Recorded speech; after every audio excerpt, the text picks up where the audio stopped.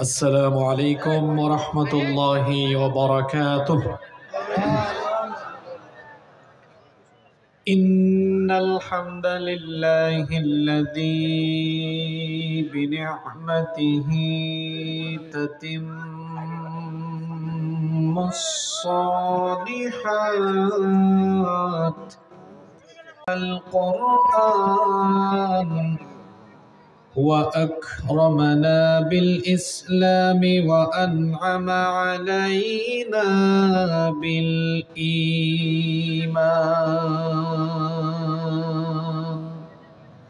نستغفره ونتوب إليه، وأشهد أن لا إله إلا الله وحده لا شريك له، وأشهد أن سيدنا وسندنا وحبيبنا وطبيبنا وطبيب أرواحنا محمدًا عبد الله ورسوله، أرسله بالحق بشيرا ونذيرا وداعيا إلى الله بإذنه وسراجا منيرا. أما بعد، فقد قال الله تعالى في كلامه المجيد وفي فرقانه الحميد: أعوذ بالله من الشيطان الرجيم. بسم الله الرحمن الرحيم. إن الله وملائكته يصلون على النبي يا أيها الذين آمنوا صلوا عليه وسلموا تسليما. اللهم صل على محمد إنك حميد مجيد. اللهم بارك على محمد وعلى آل محمد كما باركت على إبراهيم وعلى آل إبراهيم إنك حميد مجيد. ربي زدني علما، ربي زدني علما. ربي اشرح لي صدري ويسر لي أمري واحلل عقدة من لساني يفقه قولي. سبحانك لا علم لنا إلا ما علمتنا إنك أنت العليم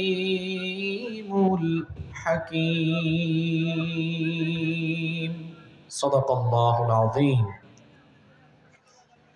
চোখেরই পলকে তুমি হতে পারো লাশ, চিরতরে বন্ধ হবে তোমারই নিঃশ্বাস।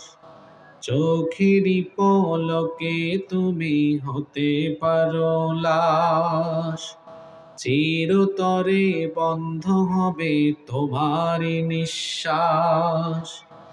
হবে এলান তোমারই নাম মসজিদের মাইকে, হবে এলান তোমারই নাম মসজিদের মাইকে। বাড়িওয়ালা নাই রে বাড়ি নাই রে দুনিয়াতে, বাড়িওয়ালা নাই রে বাড়ি নাই রে দুনিয়াতে। বাড়িওয়ালা নাই রে বাড়ি নাই রে দুনিয়াতে, বাড়িওয়ালা নাই রে বাড়ি নাই রে দুনিয়াতে। তোমার ভয়ে থাকতো মানুষ ছিল বাহাদুরি, ভাবনি হাওয়ায় ওরা তুমি যে রঙিন ঘুড়ি। তোমার ভয়ে থাকতো মানুষ ছিল বাহাদুরি, ভাবনি হাওয়ায় ওরা তুমি যে রঙিন ঘুড়ি। সুতোয় টান দিলে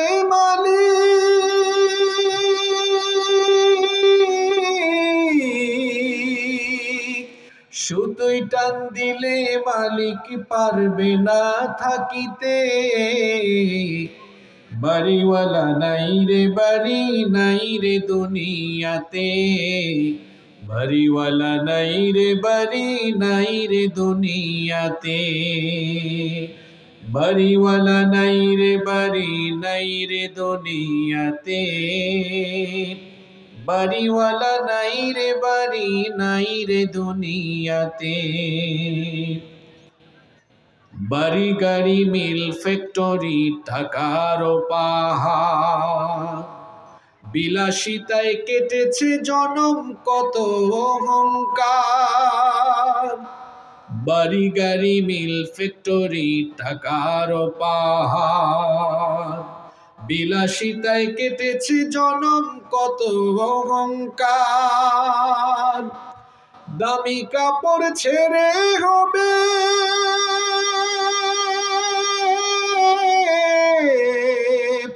দামি কাপড় ছেড়ে হবে সাদা কাফন পরিতে। বাড়িওয়ালা নাই রে বাড়ি নাই রে দুনিয়াতে, বাড়িওয়ালা নাই রে বাড়ি নাই রে দুনিয়াতে।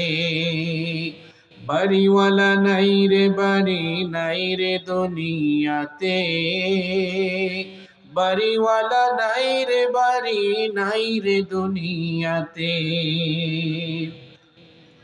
যাদের সাথে চলতে তুমি থাকতে দিবানিশি, জানাজায় শরিক হবে তোমার প্রতিবেশী। যাদের সাথে চলতে তুমি থাকতে দিবানিশি, জানাজায় শরিক হবে তোমার প্রতিবেশী। স্বজনেরা নিয়ে যাবে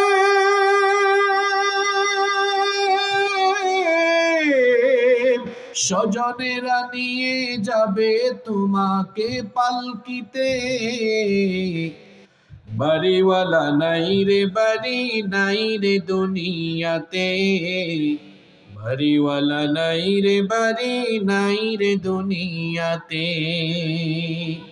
চোখেরই পলকে তুমি হতে পারো লাশ, চিরতরে বন্ধ হবে তোমারই নিঃশ্বাস। হবে এলান তোমারই নাম মসজিদের মাইকে, হবে এলান তোমারই নাম মসজিদের মাইকে। বাড়িওয়ালা নাই রে বাড়ি নাই রে দুনিয়াতে, বাড়িওয়ালা নাই রে বাড়ি নাই রে দুনিয়াতে। বাড়িওয়ালা নাই রে বাড়ি নাই রে দুনিয়াতে, বাড়িওয়ালা নাই রে বাড়ি নাই রে দুনিয়াতে।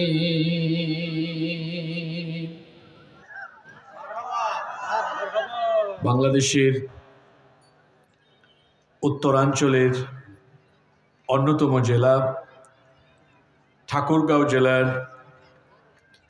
রানীশঙ্কল উপজেলায় অবস্থিত ভরনিয়া ইসলামী সমাজ কল্যাণ পরিষদের উদ্যোগে আয়োজিত 2 দিন ব্যাপী 25তম ঐতিহাসিক তাফসিরুল কোরআন মাহফিলের সমাপনী রজনীর সমাপনী অধিবেশনের মুহতারাম শ্রদ্ধাভাজন সভাপতি, বিশিষ্ট শিক্ষাবিদ, বিশিষ্ট আলেমে দ্বীন, ঐতিহ্যবাহী বনগাঁও ফাজিল মাদ্রাসার সম্মানিত প্রভাষক এবং ভরনিয়া কেন্দ্রীয় জামে মসজিদের সম্মানিত খতিব হযরত মাওলানা জনাব আরিফুর রহমান সাহেব, হাইয়াহুল্লাহ ওয়া আতালাল্লাহু উমরাহ ওয়া বারাকাল্লাহু ফি হায়াতিহি ওয়া জাআলাহুল্লাহু মিনাল ইবাদিল মুখলিসিন।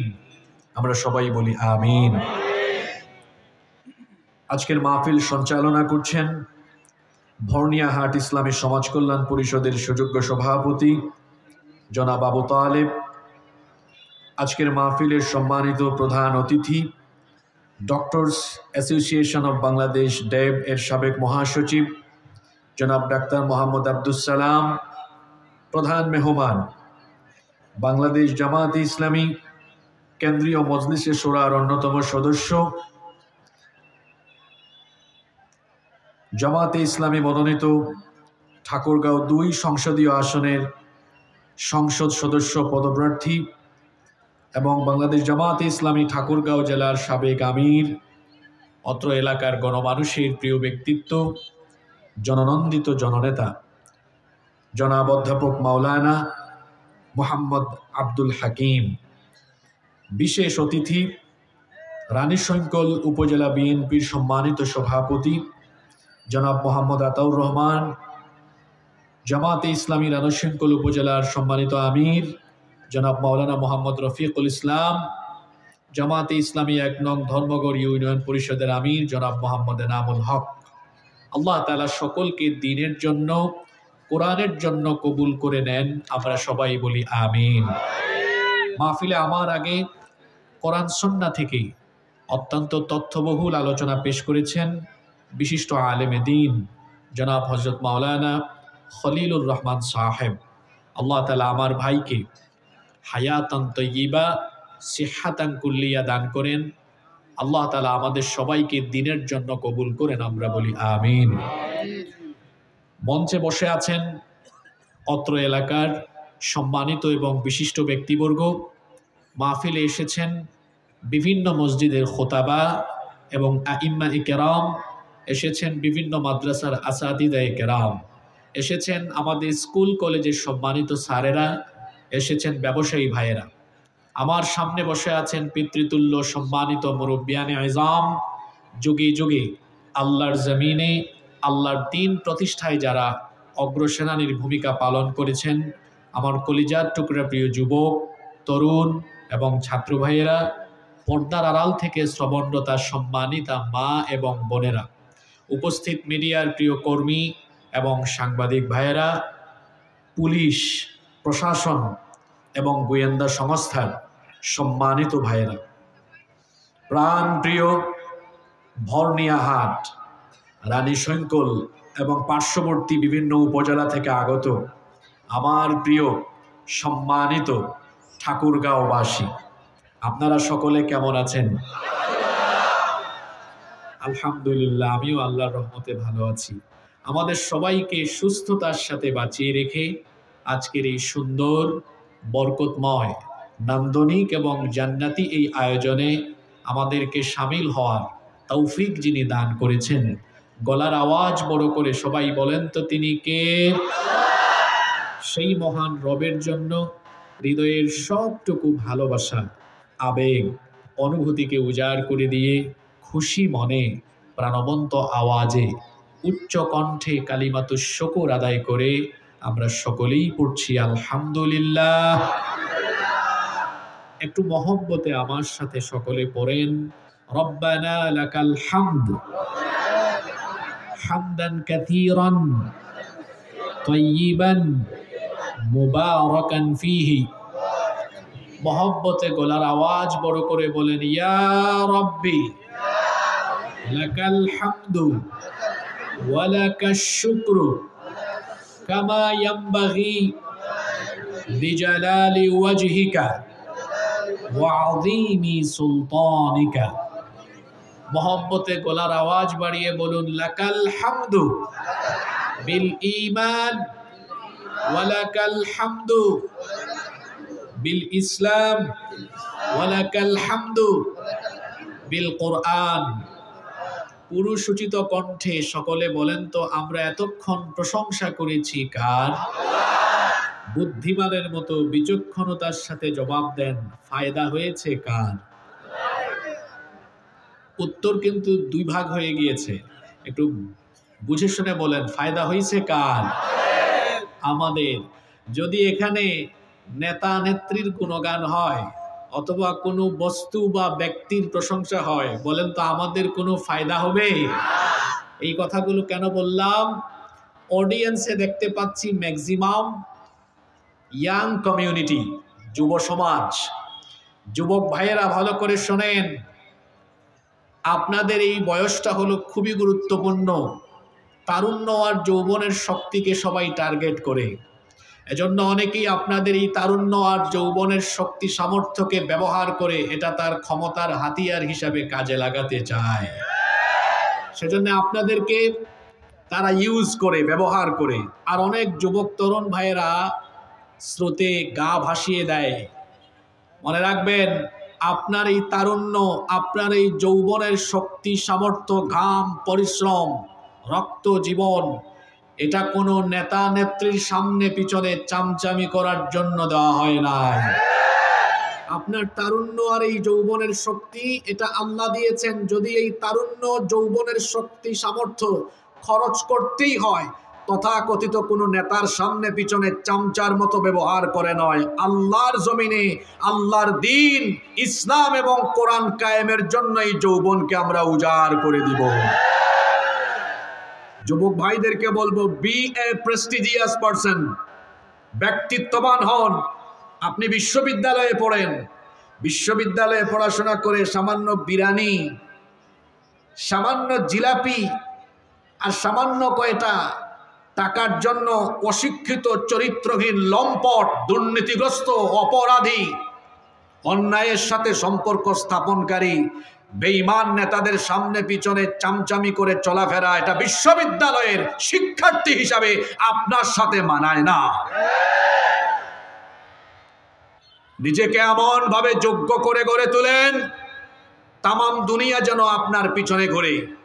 আর এই যৌবন আর তারুণ্য, এই শক্তি সামর্থ্যকে কাজে লাগাবো কোরআনের মিছিলে গিয়ে, কোরআনের আন্দোলনে গিয়ে, আল্লাহর জমিনে আল্লাহর দ্বীন প্রতিষ্ঠার জন্য। আল্লাহ এই কথাগুলো আমাদেরকে বোঝার তৌফিক দান করেন। আল্লাহর প্রশংসা আদায় করলাম, অতঃপর দুরুদ এবং সালাম পেশ করছি সর্বকালের, সর্বযুগের সর্বশ্রেষ্ঠ মহামানব নবিয়ুনা ওয়া সাইয়্যিদুনা ওয়া কুদওয়াতুনা মুহাম্মাদুর রাসূলুল্লাহ সাল্লাল্লাহু আলাইহি ওয়াসাল্লামের প্রতি, যাকে আল্লাহ তাআলা আমাদের হেদায়েতের জন্য পাঠিয়েছেন। আল্লাহুম্মা সাল্লি আলাইহি, আল্লাহুম্মা বারিক আলাইহি। সম্মানিত ঠাকুরগাঁওবাসী, লক্ষ লক্ষ টাকা খরচ করে এত মানুষের ঘাম, শ্রম, অর্থ, কষ্ট, মেহনতের ফলে বাস্তবায়িত হওয়া এই মাহফিলের মঞ্চে বসে অপ্রাসঙ্গিক, অহেতুক, ফালতু কথা বলে আমরা এই জান্নাতি আয়োজনের পরিবেশ বা আমানতদারিতাকে নষ্ট করতে চাই না। সরাসরি আল্লাহর কালাম থেকে আমরা আলোচনা শুরু করব ইনশাআল্লাহ। তবে আমি আপনাদের কাছ থেকে মাত্র 1 থেকে 1.5 মিনিটের জন্য একটা বিশেষ দাবি পেশ করতে চাই, যদি আপনারা আমাকে অনুমতি দান করেন। সেটি হচ্ছে, আজকের এই আয়োজক কমিটি আমার কাছে একটা রিকোয়েস্ট করেছেন, হুজুর আপনি বক্তব্য শুরু করার আগে 1 মিনিট আমাদেরকে একটু সুযোগ তৈরি করে দিবেন। এই যে দূর দূরান্ত থেকে আজকে এত মানুষ এসেছেন, এত সুন্দর আয়োজন, এই আয়োজনটা করতে গিয়ে আমার ভাইদের কিছু ঘাটতি থেকে গিয়েছে। দেখেন 60 সেকেন্ড 1 মিনিট যদি সবাই একটু আমাদের হাতটা বাড়ায় দেই, 1 মিনিটে দেখবেন বিশাল এই আয়োজনের ঘাটতিকে পূরণ করে দিবেন কে? আল্লাহ। আমি স্টেজে ওঠার আগে ভাইদেরকে অনুরোধ করেছি যাতে মানুষ, এত হাজার হাজার মানুষ যেন বিরক্ত না হয়, আর আমিও যেন তাড়াতাড়ি কথা বলা শুরু করতে পারি। বেশি সময় দেওয়া যাবে না। আমার ভাইরাও খুব স্মার্ট, তারা বলেছেন হুজুর বেশি সময় নিব না আমরা।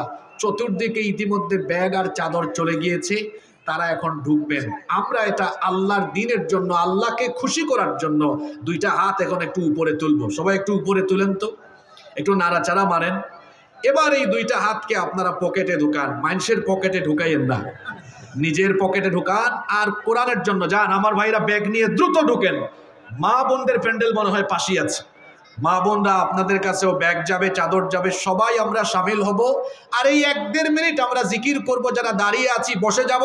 আজকে খুব গুরুত্বপূর্ণ আলোচনা হবে ইনশাআল্লাহ। এই মাত্র কয়েকজন কেন ভাই, আমি তো ওনাদের থেকে 1 মিনিট সময় নিয়েছি। চতুর্দিক থেকে ঢুকেন আর একটু জিকির করেন, লা ইলাহা সুবহানাল্লাহ ওয়ালহামদুলিল্লাহ লা ইলাহা ইল্লাল্লাহ লা ইলাহা সুবহানাল্লাহ ওয়ালহামদুলিল্লাহ লা ইলাহা ইল্লাল্লাহ লা ইলাহা লা ইলাহা। আপনারা দ্রুত করেন, আমরা কথা বলা শুরু করব। লা ইলাহা সুবহানাল্লাহ ওয়ালহামদুলিল্লাহ লা ইলাহা ইল্লাল্লাহ সুবহানাল্লাহ ওয়ালহামদুলিল্লাহ লা ইলাহা ইল্লাল্লাহ লা ইলাহা লা ইলাহা। আপনি বসেন, কথার ফাঁকে কথা বলবেন না। লা ইলাহা। যারা আপনারা চাদর নিয়ে গিয়েছেন, এই চাদরগুলো আপনারা এই ইসলামী সমাজ কল্যাণ পরিষদের অফিসে নিয়ে যাবেন, স্কুলে নিয়ে যাবেন। স্কুলে নিয়ে যাবেন, ওখানে দায়িত্বশীলরা আছেন, তাদের কাছে এটি আপনারা সুন্দরভাবে হস্তান্তর করবেন। কষ্ট হচ্ছে আপনাদের? এই তো শেষ হয়ে গেছে, বাইরে এখন বের হয়ে যাবে। একটু জিকির করেন, লা ইলাহা সুবহানাল্লাহ ওয়ালহামদুলিল্লাহ লা ইলাহা ইল্লাল্লাহ লা ইলাহা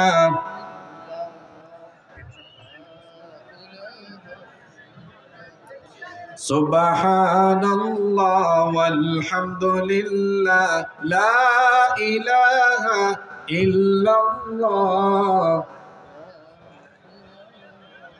আপনারা একটু দ্রুত করেন, যারা ঢুকেছেন প্লিজ তাড়াতাড়ি করেন। লা ইলাহা সুবহানাল্লাহ ওয়ালহামদুলিল্লাহ লা ইলাহা ইল্লাল্লাহ লা ইলাহা লা ইলাহা ইল্লাল্লাহ মুহাম্মাদুর রাসূলুল্লাহ সাল্লাল্লাহু। যারা চাদর নিয়ে ঢুকেছেন এগুলো স্কুলে নিয়ে যাবেন। মহিলা প্যান্ডেলে মা বোনরা যারা শামিল হয়েছেন, আল্লাহ তাদের দান সদকা কবুল করেন, বলেন আমিন। আমি শুনতে পেয়েছি হাজার হাজার মা বোনরা এসেছেন। আল্লাহ আমার এই মা বোনদের গুনাহগুলো মাফ করে দেন। আল্লাহ আমার এই মাদেরকে বোনদেরকে আবেদা সালেহা কানেতা বানিয়ে দেন। আমরা সবাই বলি আমিন। সম্মানিত উপস্থিতি, কষ্ট হচ্ছে আপনাদের? আপনারা কি রাগ করেছেন? দেখে আমরা আলোচনা শুরু করার আগে একটু আল্লাহর বরত্ব ঘোষণা করি। আল্লাহর নামে 3টা তাকবীর দেই তো। সবাই প্রস্তুত আছেন? আসেন আমরা শুরু করি। লিল্লাহি তাকবীর। ওই পিছন থেকে আওয়াজ হয় না, আপনারা রাগ করছেন নাকি ভাই? লিল্লাহি তাকবীর।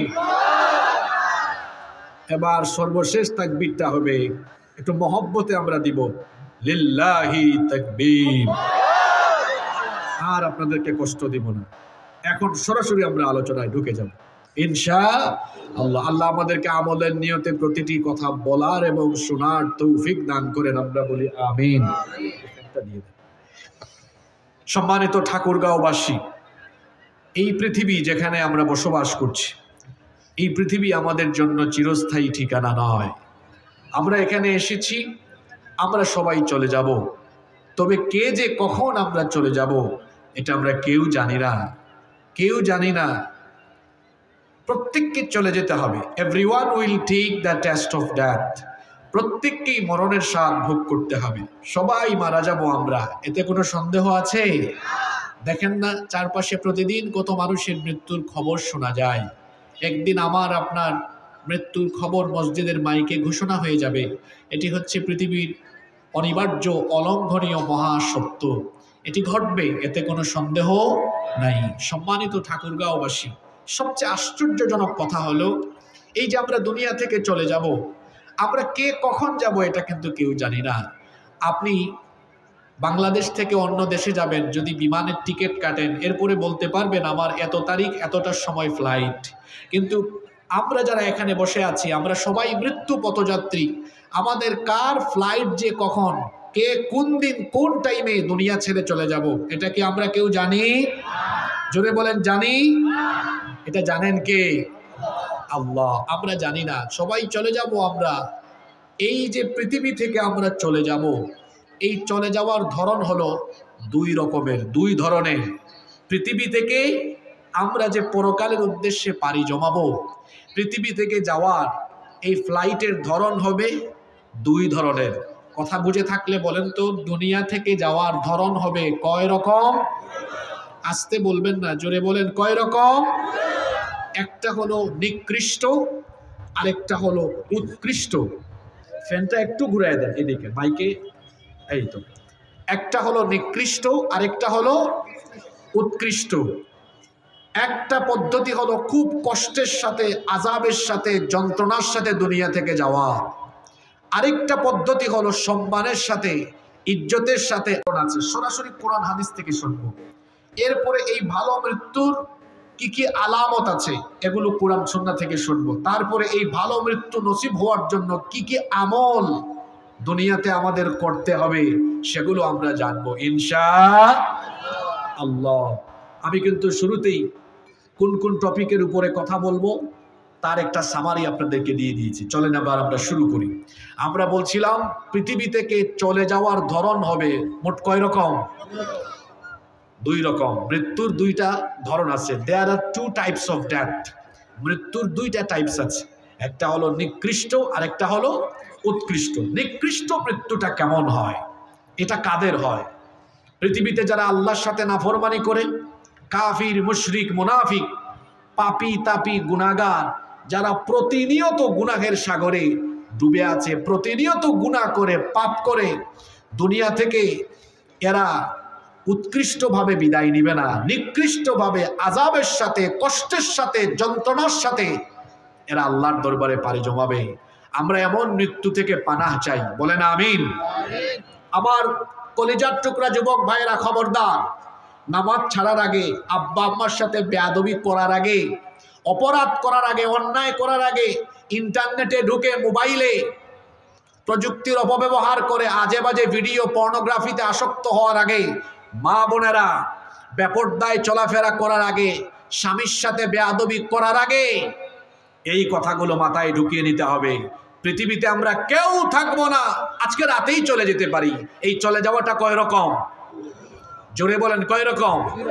একটা হলো নিকৃষ্ট। নিকৃষ্ট চলে যাওয়াটা কেমন? খুব কষ্টের সাথে, জিল্লতির সাথে।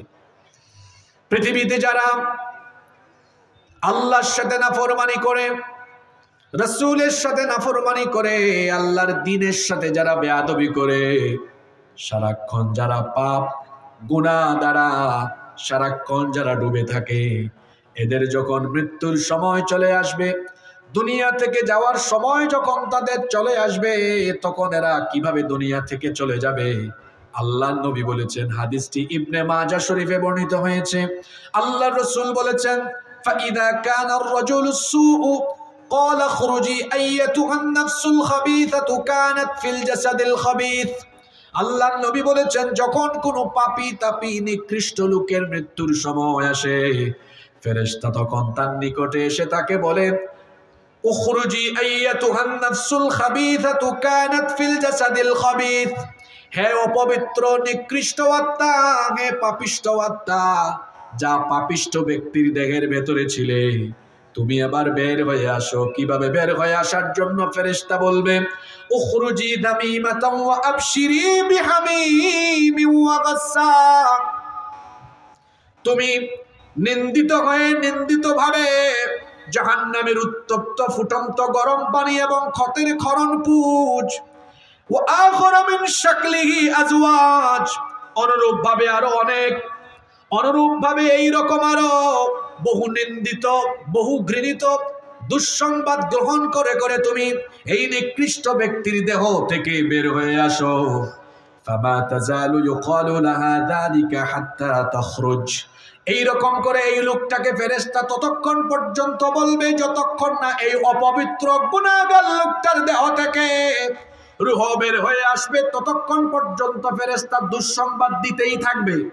আবার মুসনাদে আহমদের বর্ণনায় হাদিস এসেছে, আল্লাহর নবী এভাবে বলেছেন, ইন্নাল আবদাল কাফিরা ইযা কানা ফি ইনকিতাইম মিনাদ দুনিয়া ওয়া ইকবালিম মিনাল আখিরাহ, যখন কোন পাপী তাপী গুনাহগারের মৃত্যুর সময় চলে আসে, যখন দুনিয়া ছেড়ে চলে যাওয়ার আর আখিরাতের দিকে যাত্রা করার সময় হয়ে যায়, তখন ওই ব্যক্তির কাছে নাযালা ইলাইহি মিনাস সামাই মালাইকাতুন সুদুল ওয়ুজুহ, খুবই কালো নিকৃষ্ট চেহারার, ভয়ঙ্কর চেহারার কিছু ফেরেশতা ওই ব্যক্তির কাছে চলে আসে। মাহুমুল মুসুহ, তাদের সাথে থাকে জাহান্নামের মোটা কাপড়।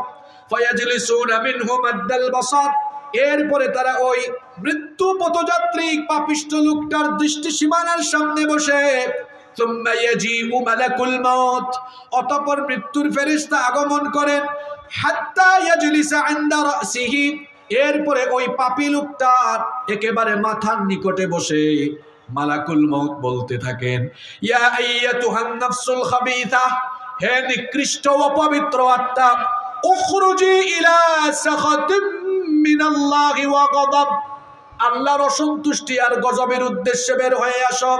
আল্লাহর নবী বলেছেন, ফাতাফাররাকু ফি জাসাদি ফায়ানতাজিউহা কামা ইউনতাজিউস সুফুদু মিনাস সুফিল মাবলুল, ভিজা উল থেকে বাঁকা শিককে, লোহার শিককে টেনে বের করলে যতটা না কষ্ট হয়, এই পাপী তাপী গুনাহগার লোকটা মৃত্যুর সময় তার চেয়ে বেশি কষ্ট অনুভব করবে।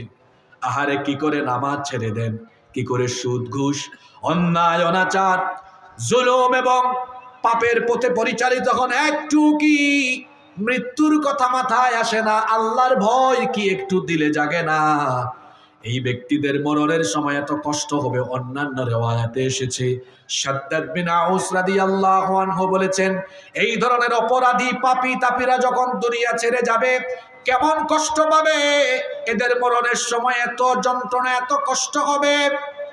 একজন জীবিত ব্যক্তিকে তলোয়ার দিয়ে কেটে কেটে যদি 1000 পিস করা হয়, 1000 টুকরা করা হয়, এই লোকটা যতটা না কষ্ট পাবে, এই পাপী লোকটা মরণের সময় এর চাইতে আরো বেশি কষ্ট পাবে। অন্য রিওয়ায়াতে এসেছে, একটা বড় কড়াইয়ের মধ্যে তেল গরম করে একজন জীবিত মানুষকে যদি ওই উত্তপ্ত পাতিলে কড়াইয়ের মধ্যে দিয়ে দেওয়া হয়, সে যতটা না কষ্ট পাবে, এই ধরনের পাপী তাপী নাফরমান লোকরা মরণের সময় এর চাইতে আরো বেশি কষ্ট পাবে। মালাকুল মউত তার পা থেকে চাপতে চাপতে কষ্ট দিয়ে দিয়ে তার দেহ থেকে রূহটা বের করে আনবে। মালাকুল মউত যখন শরীরের উপরে হাত দিবে, রূহ গিয়ে চামড়ার নিচে লুকাবে। মালাকুল মউত সেখানেও চাপতে থাকবে। ফেরেশতারা এই লোকটাকে মারতে মারতে কষ্ট দিতে দিতে তারপরে রূহ কবজ করবে। আপনি বলবেন, হুজুর কত মানুষ তো মারা যায়, ফেরেশতার মাইর তো আমরা দেখি না। আপনি দেখবেন কেমনে?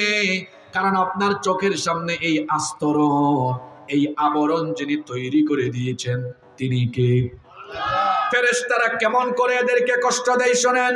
কোরআনে কারীমের 8 নম্বর সূরা সূরাতুল আনফালের 50 নম্বর আয়াতে রব্বুল আলামিন এভাবে বলছেন, ওয়ালাউ তারা ইদ ইয়াতাওয়াফাল্লাযীনা কাফারুল মালাইকাতু يضربون وجوههم وأدبارهم وذوقوا عذاب الحريق। আর তুমি যদি দেখতে এই সকল পাপিষ্ঠ লোকেরা যখন মৃত্যুর সময় আসে তখন তাদের চেহারা এবং পার্শ্বদেশে তাদের পিঠের মধ্যে আঘাত করে করে ফেরেশতা এদের রূহ কবজ করে।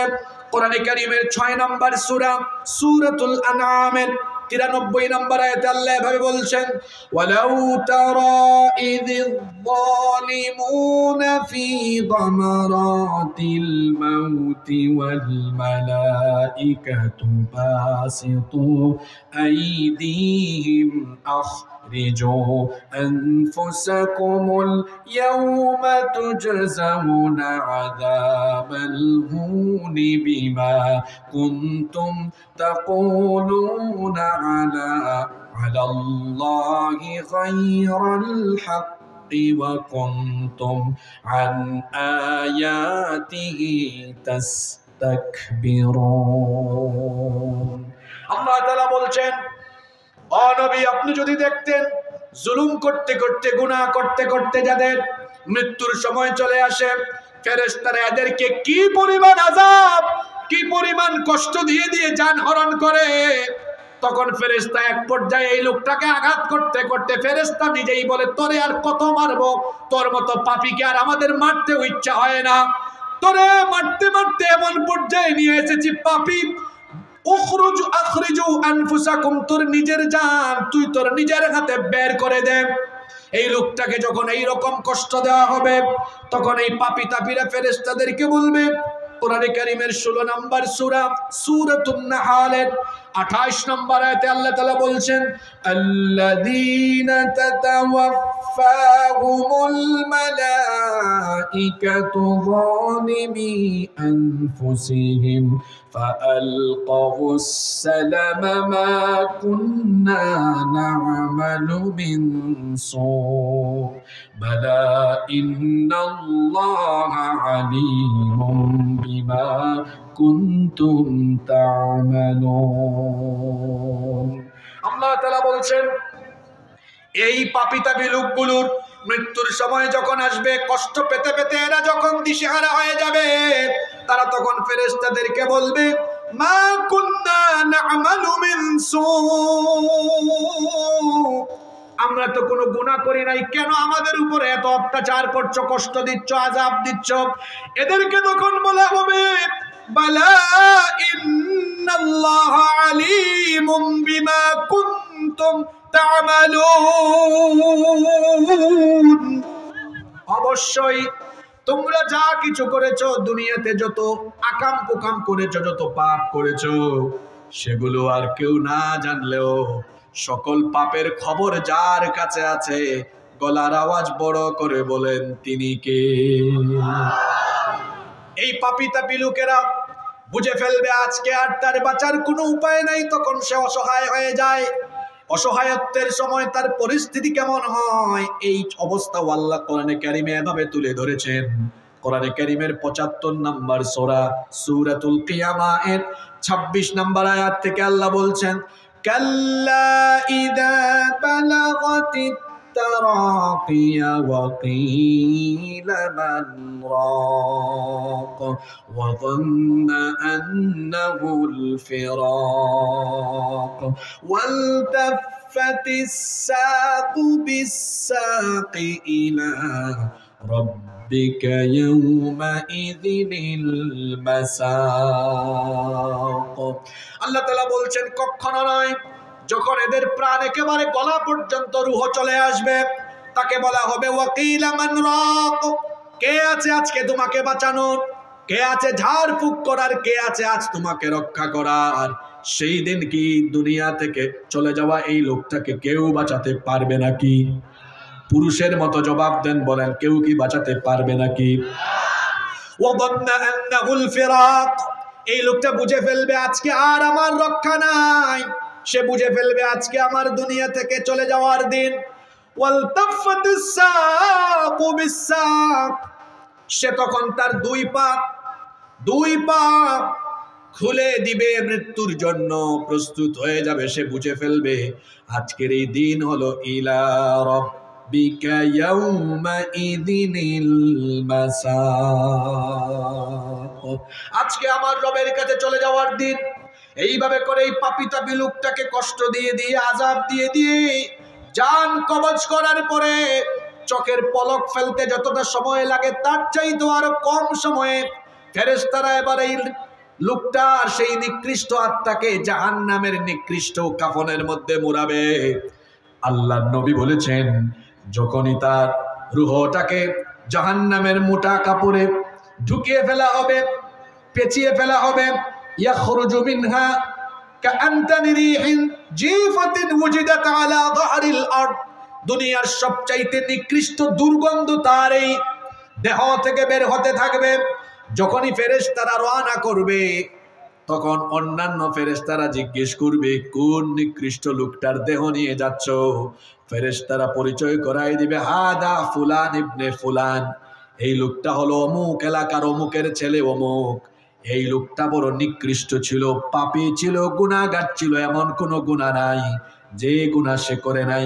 এইভাবে করে তার দুর্নাম ফেরেশতারা ছড়াতে থাকবে। যেতে যেতে যেতে যেতে লোকটার দেহ নিয়ে যখন প্রথম আসমানের দরজায় যাওয়া হবে, ফেরেশতারা বলবে, আসমানের দরজা খুলে দাও। প্রথম আসমানের ফেরেশতারা বলবেন, কখনো নয়, এই পাপীর জন্য আসমানের দরজা খোলা হবে না। এর জন্য আজকে আল্লাহর আসমানের দরজা খোলার কোনো অনুমতি নাই। আল্লাহ তাআলা কোরআনে কারীমে কথাটা এইভাবে বলেছেন। কোরআনে কারীমের 7 নম্বর সূরা সূরাতুল আরাফের 40 নম্বর আয়াতে আল্লাহ বলছেন, লা তুফাত্তাহু লাহুম আবওয়াবুস সামাই ওয়া লা ইয়াদখুলুনাল জান্নাতা হাত্তা ইয়ালিজাল জামালু ফি সাম্মিল খিয়াত, উটের ছিদ্র, সুইয়ের ছিদ্র দিয়ে, বাবারা ভাইয়েরা একটু জোরে বলেন তো দেখি, সুইয়ের ছিদ্র বড় না ছোট? আপনারা সুই বলেন তো আপনাদের এলাকায় নাকি? আমাদের তো সিলেটে বাড়ি, আমাদের সিলেটে বলে ফুইস। সিলেটে কি বলে? আমার মাত আপনারা বুঝতে না, ইটা মা তো খুব সাংঘাতিক, বেড়া ছাড়া লাগে জীব, আপনারা খুব কঠিন ভাষা। তো আমাদের সিলেটের সুইকে কি বলে এটা শিখাই যায় আপনাদেরকে। ফুইস কি বলে? ফুইস। ফুইস।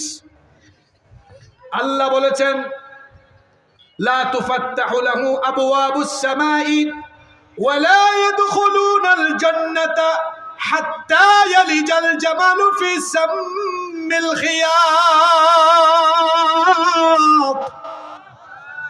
সুইয়ের ছিদ্র দিয়ে উট প্রবেশ করা সহজ নাকি? সুইয়ের ছিদ্র দিয়ে তো এত বড় উট প্রবেশ করতে পারবে না।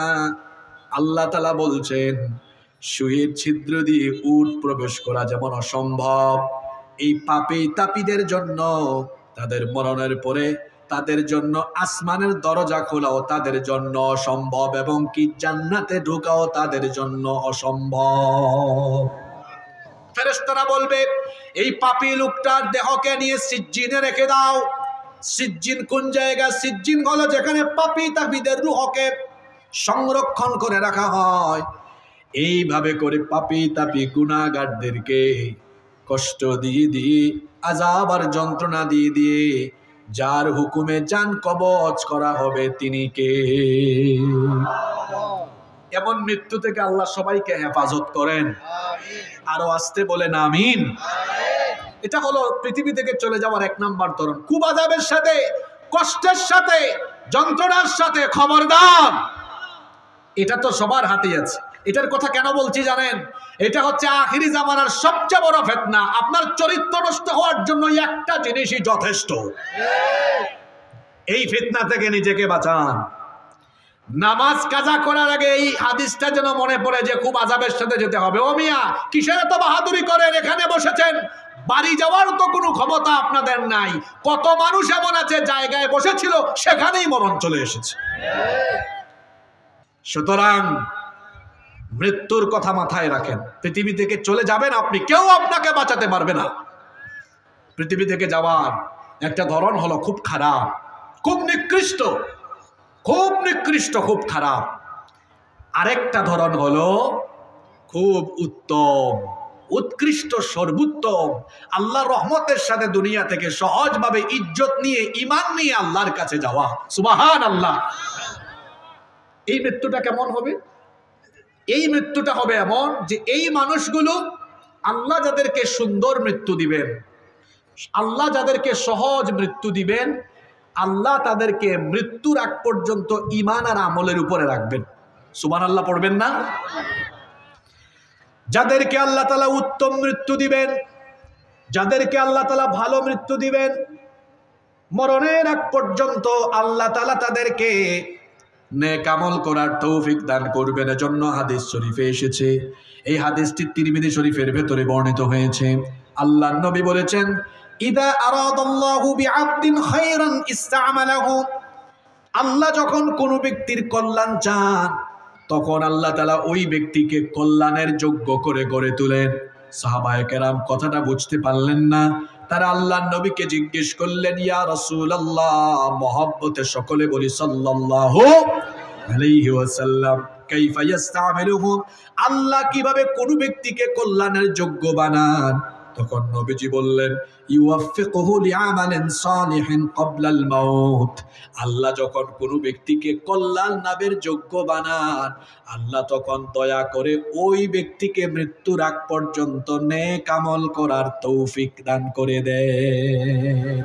বলেন তো দেখি, ইচ্ছা করলেই কি নেক আমল করা যায় নাকি? না, এর জন্য ইচ্ছা থাকতে হবে, হুকুম থাকতে হবে, তৌফিক থাকতে হবে। কার পক্ষ থেকে? আল্লাহ তাআলা বলেছেন, আল্লাহর নবী বলেছেন, যখন আল্লাহ কাউকে ঈমানের মৃত্যু দিতে চাইবেন, মৃত্যুর আগ পর্যন্ত আল্লাহ তাকে ঈমান আর নেক আমলের উপরে রাখবেন। কথাটা বোঝানোর জন্য একটা উদাহরণ দেই। কষ্ট হচ্ছে নাকি আপনাদের?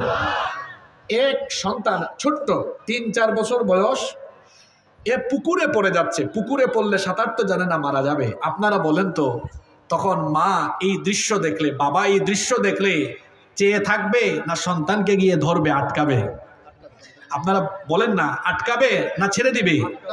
আচ্ছা, আপনার সামনে একটা ছেলে, আপনার সন্তান মনে করেন, আপনার সন্তান আগুনে পড়ে যাচ্ছে, পুড়ে যাবে পড়লে, আপনি কি এটা দেখবেন না তাহলে ধরবেন? 100 টুকরা করে আল্লাহ এক টুকরা ভাগ করে সবাইকে দিয়েছেন। এই এক টুকরা ভাগ করে আমরা সবাই, পৃথিবীর সবাই পেয়েছে। আর আল্লাহ তার নিজের কাছে রেখে দিয়েছেন কত টুকরা? 99 টুকরা। তা আমাদের দয়া বেশি না আল্লাহর দয়া বেশি? আপনারা কি পুরাপুরি ফুলফিল এক টুকরা পাইছেন? হ্যাঁ, না পায় নাই, কি বলা যাবে না, পায় নাই, অল্প পাইছেন। এই এক টুকরা ভাগ করে সবাই পাইছে। এই অল্প একটু দয়া পাইয়া আমি আমার সন্তানকে আগুনে ফালাইতে দেই না। তো 99 টুকরা দয়া যার কাছে আছে, সে আল্লাহ কি কোনো ঈমানদারকে জাহান্নামের পথে দিবেন?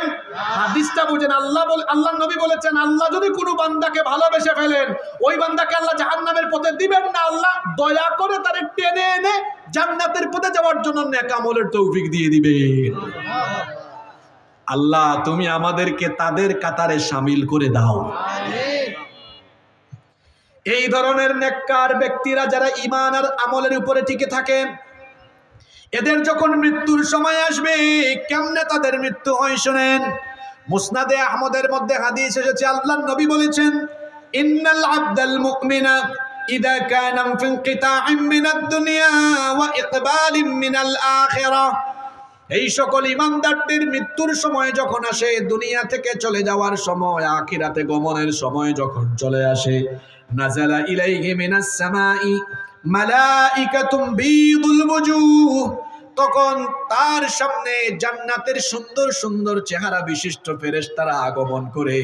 আর এই ফেরেশতাদের চেহারার সৌন্দর্য কেমন? আল্লাহর নবী বলেছেন, কাআন্না ওয়ুজুহাহুমুশ শামস, তাদের চেহারা এত আলোকিত, এত সৌন্দর্যমণ্ডিত যে তাদের সামনে যদি আকাশের সূর্য থাকে, তাদের চেহারার সৌন্দর্যে সূর্যের আলো ম্লান হয়ে যাবে।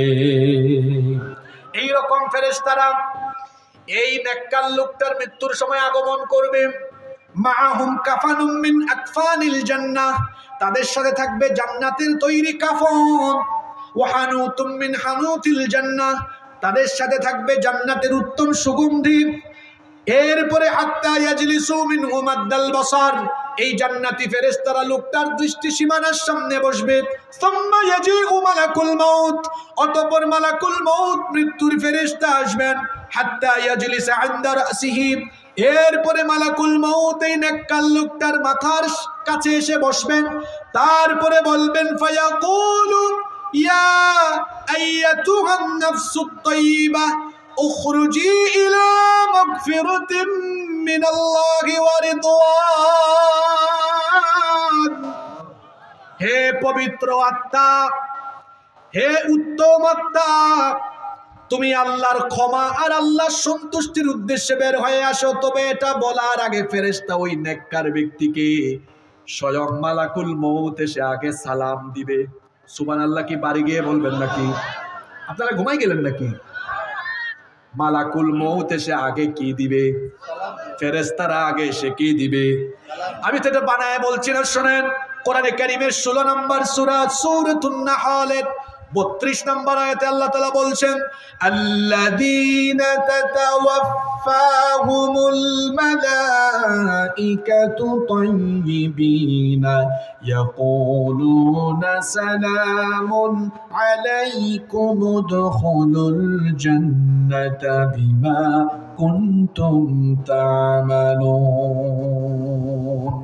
আল্লাহ তাআলা বলছেন, এই ভালো মানুষ তাইয়্যিবিন, এই পবিত্র মানুষদের মৃত্যুর সময় যখন 41 নম্বর সূরা সূরা হামিম আস-সাজদা এর 30 নম্বর আয়াতে আল্লাহ তাআলা বলছেন, ইন্নাল্লাযীনা ক্বালু রাব্বুনাল্লাহু সুম্মা ইসতাকামু তাতানাজ্জালু আলাইহিমুল ملائكة ألا تخافوا ولا تحزنوا وأبشروا بالجنة التي كنتم توعدون। আল্লাহ তাআলা বলছেন, ইন্নাল্লাযীনা ক্বালু রাব্বুনাল্লাহ, নিশ্চয়ই যারা ঘোষণা করে আল্লাহ আমার রব, আমাদের রব যিনি, গলার আওয়াজ বড় করে সবাই বলেন তিনি কে? আল্লাহ আমার রব, এই রবি আমার সব। আল্লাহ আমার রব, এই রবি আমার সব।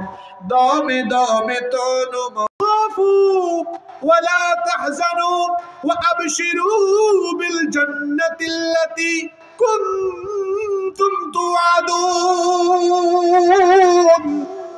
ও আল্লাহর বান্দা, তোমার জন্য কোনো ভয় নাই, তোমার জন্য কোনো চিন্তা নাই, টেনশন নাই। তুমি আল্লাহর জান্নাতের সুসংবাদ গ্রহণ করো।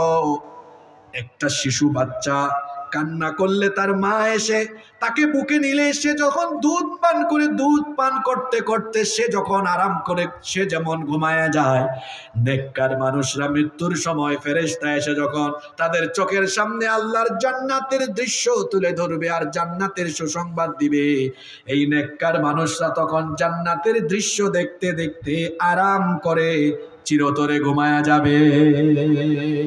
আল্লাহ তাদের কাতারে আমাদেরকে শামিল করে দিও। আরো আস্তে বলেন আমিন।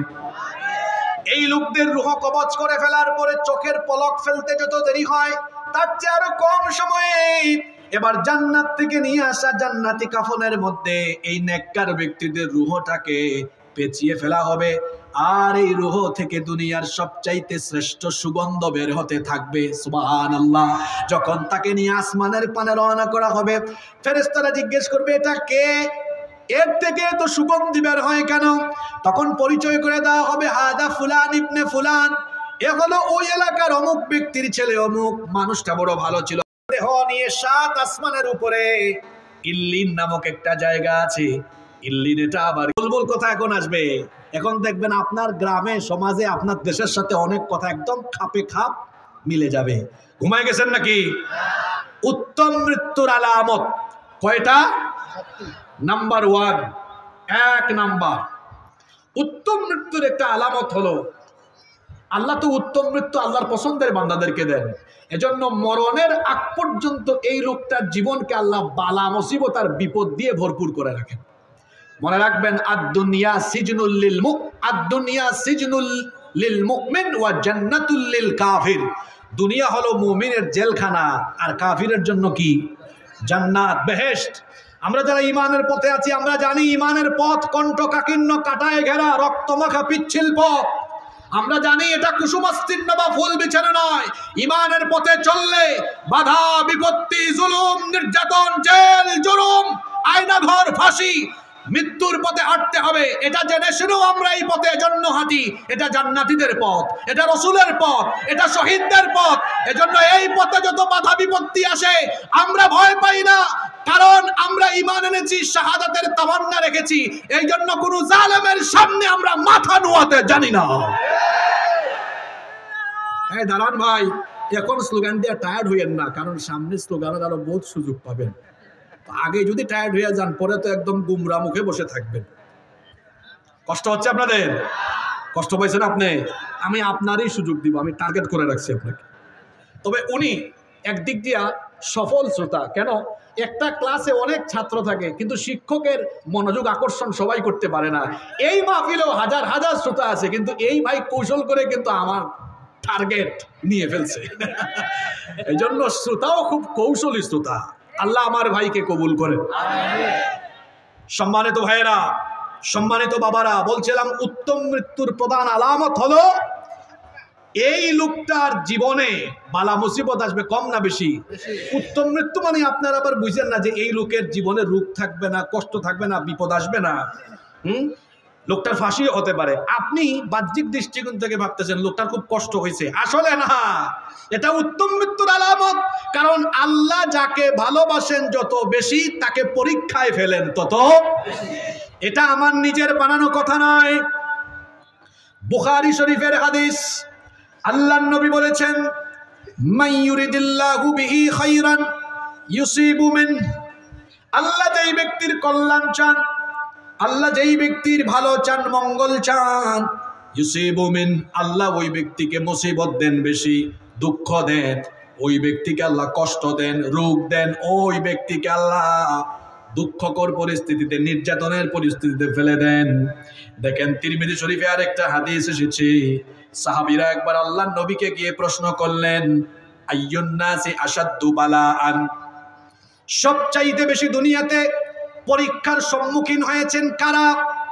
এই প্রশ্ন করা হলো নবীজিকে। প্রশ্ন করা হলো দুনিয়াতে সবচেয়ে বেশি পরীক্ষা দিয়েছেন কারা? আল্লাহর নবী বললেন, আল আম্বিয়া আলাইহিমুস সালাম। দুনিয়াতে সবচেয়ে বেশি পরীক্ষা দিয়েছেন নবীরা। দুনিয়াতে সবচেয়ে বেশি পরীক্ষা দিয়েছেন কারা? আরো জোরে বলেন কারা? কেমন পরীক্ষা শুনেন। জাতির পিতা ইব্রাহিম আলাইহিস সালাম পরীক্ষা দিতে দিতে আগুনের পরীক্ষা পর্যন্ত দিয়েছেন। জাকারিয়া আলাইহিস সালামের পরীক্ষার কথা জানেন, অনেক নবীকে কাফেরেরা করাত দিয়ে কেটে দুই টুকরা করে দিয়েছে। নবীরা ঈমানি পরীক্ষা দিয়েছেন সবচাইতে বেশি। আমার নবীও এমন পরীক্ষা দিয়েছেন, তায়েফের ময়দানে রক্তাক্ত হয়েছেন, উহুদের ময়দানে আমার নবীর দান মুবারক শহীদ হয়েছে। আল্লাহু আকবার। এইভাবে করে নবীরা ঈমানের পরীক্ষা দিয়েছেন সবচেয়ে বেশি।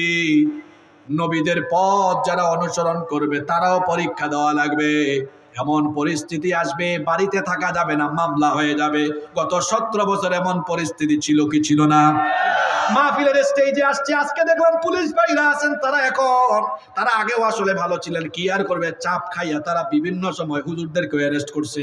মাহফিলে আসলে তারা আমাদেরকে খালি খুঁচাইতো, হুজুর এইটা বললেন না, ওইটা বললেন না। সময় এখন বদলে গেছে, এখন পুলিশ ভাইরা আসে, হুজুরকে কিছু বলে না, তারাও বসে ওয়াজ শুনে, বাধাও দেয় না। সময়টা কেমনে বদলাইলো দেখেন, পুলিশও এখন জনগণের সাথে ওয়াজ শুনে। ওয়াতিলকাল আইয়ামু নুদাউিলুহা বাইনান নাস। আল্লাহ কোরআনে বলেছেন এইভাবে সময়কে পরিবর্তন করে দেন কে? এদেশে ইসলাম থাকবে, ইসলাম বিরোধীরা থাকবে না। কারণ এই দেশে পূর্ব দিকে সূর্য উঠে আজানের ধ্বনি শুনে, আজানের ধ্বনির মাধ্যমে আবার সন্ধ্যাবেলা এই দেশে সূর্য ডুবে। সুতরাং এই দেশে ইসলামকে যারা নির্মূল করতে চাইবে তারা নিজেরা নির্মূল হয়ে দেশান্তরিত হয়ে পালিয়ে যেতে বাধ্য হবে। আমরা কোথাও যাইনি তো, আমাদেরকে বলতো পাকিস্তানি, পাসপোর্ট আছে তো, ইমিগ্রেশনে তো কোনোদিন, দেশের বাইরে তো যাই মাঝে মাঝে, কোনোদিন পুলিশ, ইমিগ্রেশন পুলিশ তো দেখে নাই পাকিস্তানে গিয়েছি। কিন্তু আমাদেরকে যারা পাকিস্তানি রাজাকার বলে, ওদের পাসপোর্টটা একটু নিয়ে দেখেন, পাসপোর্টের মধ্যে ভারতীয় সিল আছে। ভারত যাওয়া আসা করে। আমরা তো পাকিস্তান যাইনি, যাবও না, যাওয়ার দরকার নাই, কারণ আমরা আমাদের দেশকে পাকিস্তান বানাতে চাই না। আমরা আমাদের দেশকে মদিনার আদলে, আমরা আমাদের দেশকে রাসূলুল্লাহর দেখানো পথে সেই আদলে প্রতিষ্ঠা করতে চাই। আমরা এই দেশকে পাকিস্তান, আফগানিস্তান বানাতে চাই না। আমরা এই দেশকে রাসূলের তৈরি করা মদিনা রাষ্ট্রের আলোকে কল্যাণমুখী রাষ্ট্র বানাতে চাই। আমাদেরকে বলে পাকিস্তানি রাজাকার, অথচ তারা আমাদের পাসপোর্টে পাকিস্তানি সিল পায় না, উল্টা তাদের পাসপোর্টে পাওয়া যায় ভারতীয় ইমিগ্রেশনের সিল। তার মানে প্রমাণ হয় আমাদেরকে যারা পাকিস্তানি রাজাকার বলে, এগুলো প্রত্যেকটাই এক একটা ভারতীয় রাজাকারের জন্য সেখানেই পালিয়ে গিয়েছে।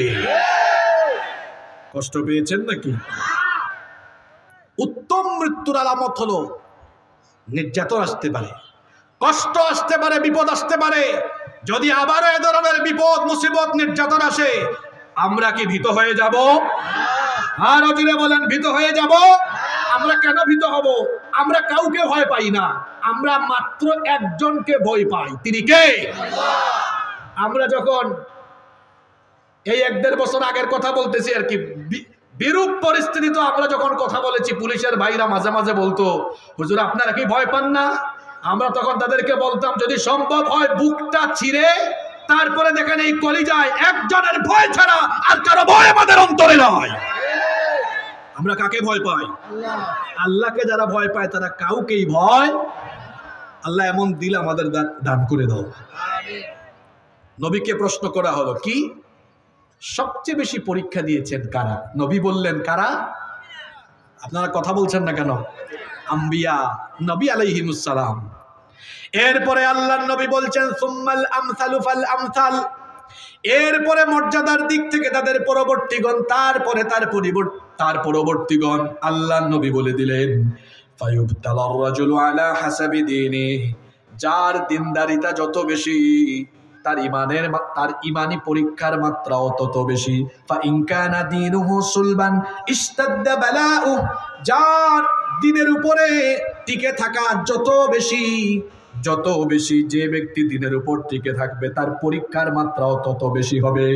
ওয়া ইন কানা ফি দীনিহি রিক্কাতান উবতুলিয়া আলা হাসাবি দীনি। যে ব্যক্তির ঈমান হালকা তার পরীক্ষাও হালকা, যার ঈমান শক্ত তার পরীক্ষাও শক্ত। আল্লাহর নবী বলেছেন, যার যার ঈমান অনুযায়ী তারে পরীক্ষা করবেন কে? এখন আপনি বলবেন, হুজুর লোকটারে যদি আল্লাহ ভালো মৃত্যুই দিতে চান, তাহলে লোকটাকে আল্লাহ এত পরীক্ষা করেন কেন? রোগবালাই দেন কেন? এত কঠিন পরিস্থিতিতে ফেলেন কেন? দুঃখ দেন কেন? নির্যাতনের পরিস্থিতি থেকে আল্লাহ তাকে হেফাজত করেন না কেন? কেন আল্লাহ তাকে এত কষ্ট দেন? এর কারণ হলো অন্য হাদিস, এটা বুখারী এবং মুসলিমে এসেছে। আল্লাহর নবী বলেছেন, এর মাধ্যমে আল্লাহ তাআলা ওই ব্যক্তির ঈমানকে পাকাপুক্ত করে তার জীবনের যত গুনাহ আছে সকল গুনাহকে ধুয়ে মুছে সাফ করে দিয়ে তার আমলনামাকে একেবারে গুনাহ মুক্ত করে আল্লাহ তারপরে তার প্রিয় বান্দাকে তার কাছে নিতে চান। আল্লাহ তাদের কাতারে আমাদেরকে শামিল করে দাও। আরো আসতে বলে না আমিন। তাহলে ভালো মৃত্যুর আলামত, এই লোকটার জীবনে পরীক্ষা কম আসবে না বেশি আসবে? 2 নম্বর আলামত, ভালো মৃত্যুর 2 নম্বর আলামত হলো মৃত্যুর সময় এই যে কপাল আছে, ললাট, এই কপাল মৃদু ঘামাবে, হালকা ঘামাবে। আল্লাহর নবীও যখন দুনিয়া থেকে চলে যাচ্ছিলেন তার কপাল ঘামাচ্ছিল। মা আয়েশা রাদিয়াল্লাহু আনহাকে বলেছেন, আয়েশা গো, একটা পানির পাত্রে পানি আনো। আল্লাহর নবী সেই পানির পাত্রে হাত ভিজিয়ে তারপরে তার কপালটা তিনি বারবার মুছতেছিলেন। অনেক সাহাবারা এরকম দুনিয়া থেকে বিদায় হয়েছেন, কপাল ঘামতেছিল। নেককার লোকদের কপাল মৃত্যুর সময় ঘামে, এটা ভালো মৃত্যুর একটা আলামত। এজন্য বিখ্যাত হাদিসের 3টা গ্রন্থ, তিরমিজি, নাসাই, মুসনাদে আহমদের মধ্যে হাদিস এসেছে। আল্লাহর নবী বলেছেন, আল মুমিনু ইয়ামুতু বিআরাকিল জাবিন।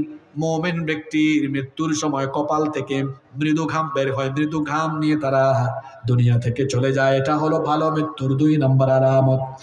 ভালো মৃত্যুর 3 নম্বর আলামত হলো, এই মৃত্যুটা হতে পারে জুমার রাতে বা জুমার দিনে। জুমার রাতে বা জুমার দিনে যারা মারা যায়, আল্লাহ রসুল বলেছেন এটা ভালো মৃত্যুর আরেকটা আলামত। আপনি আবার ভাবিয়েন না তার মানে বেঈমানও যদি জুমার রাতে বা জুমার দিনে মারা যায় এটাও ভালো মৃত্যুর আলামত নাকি?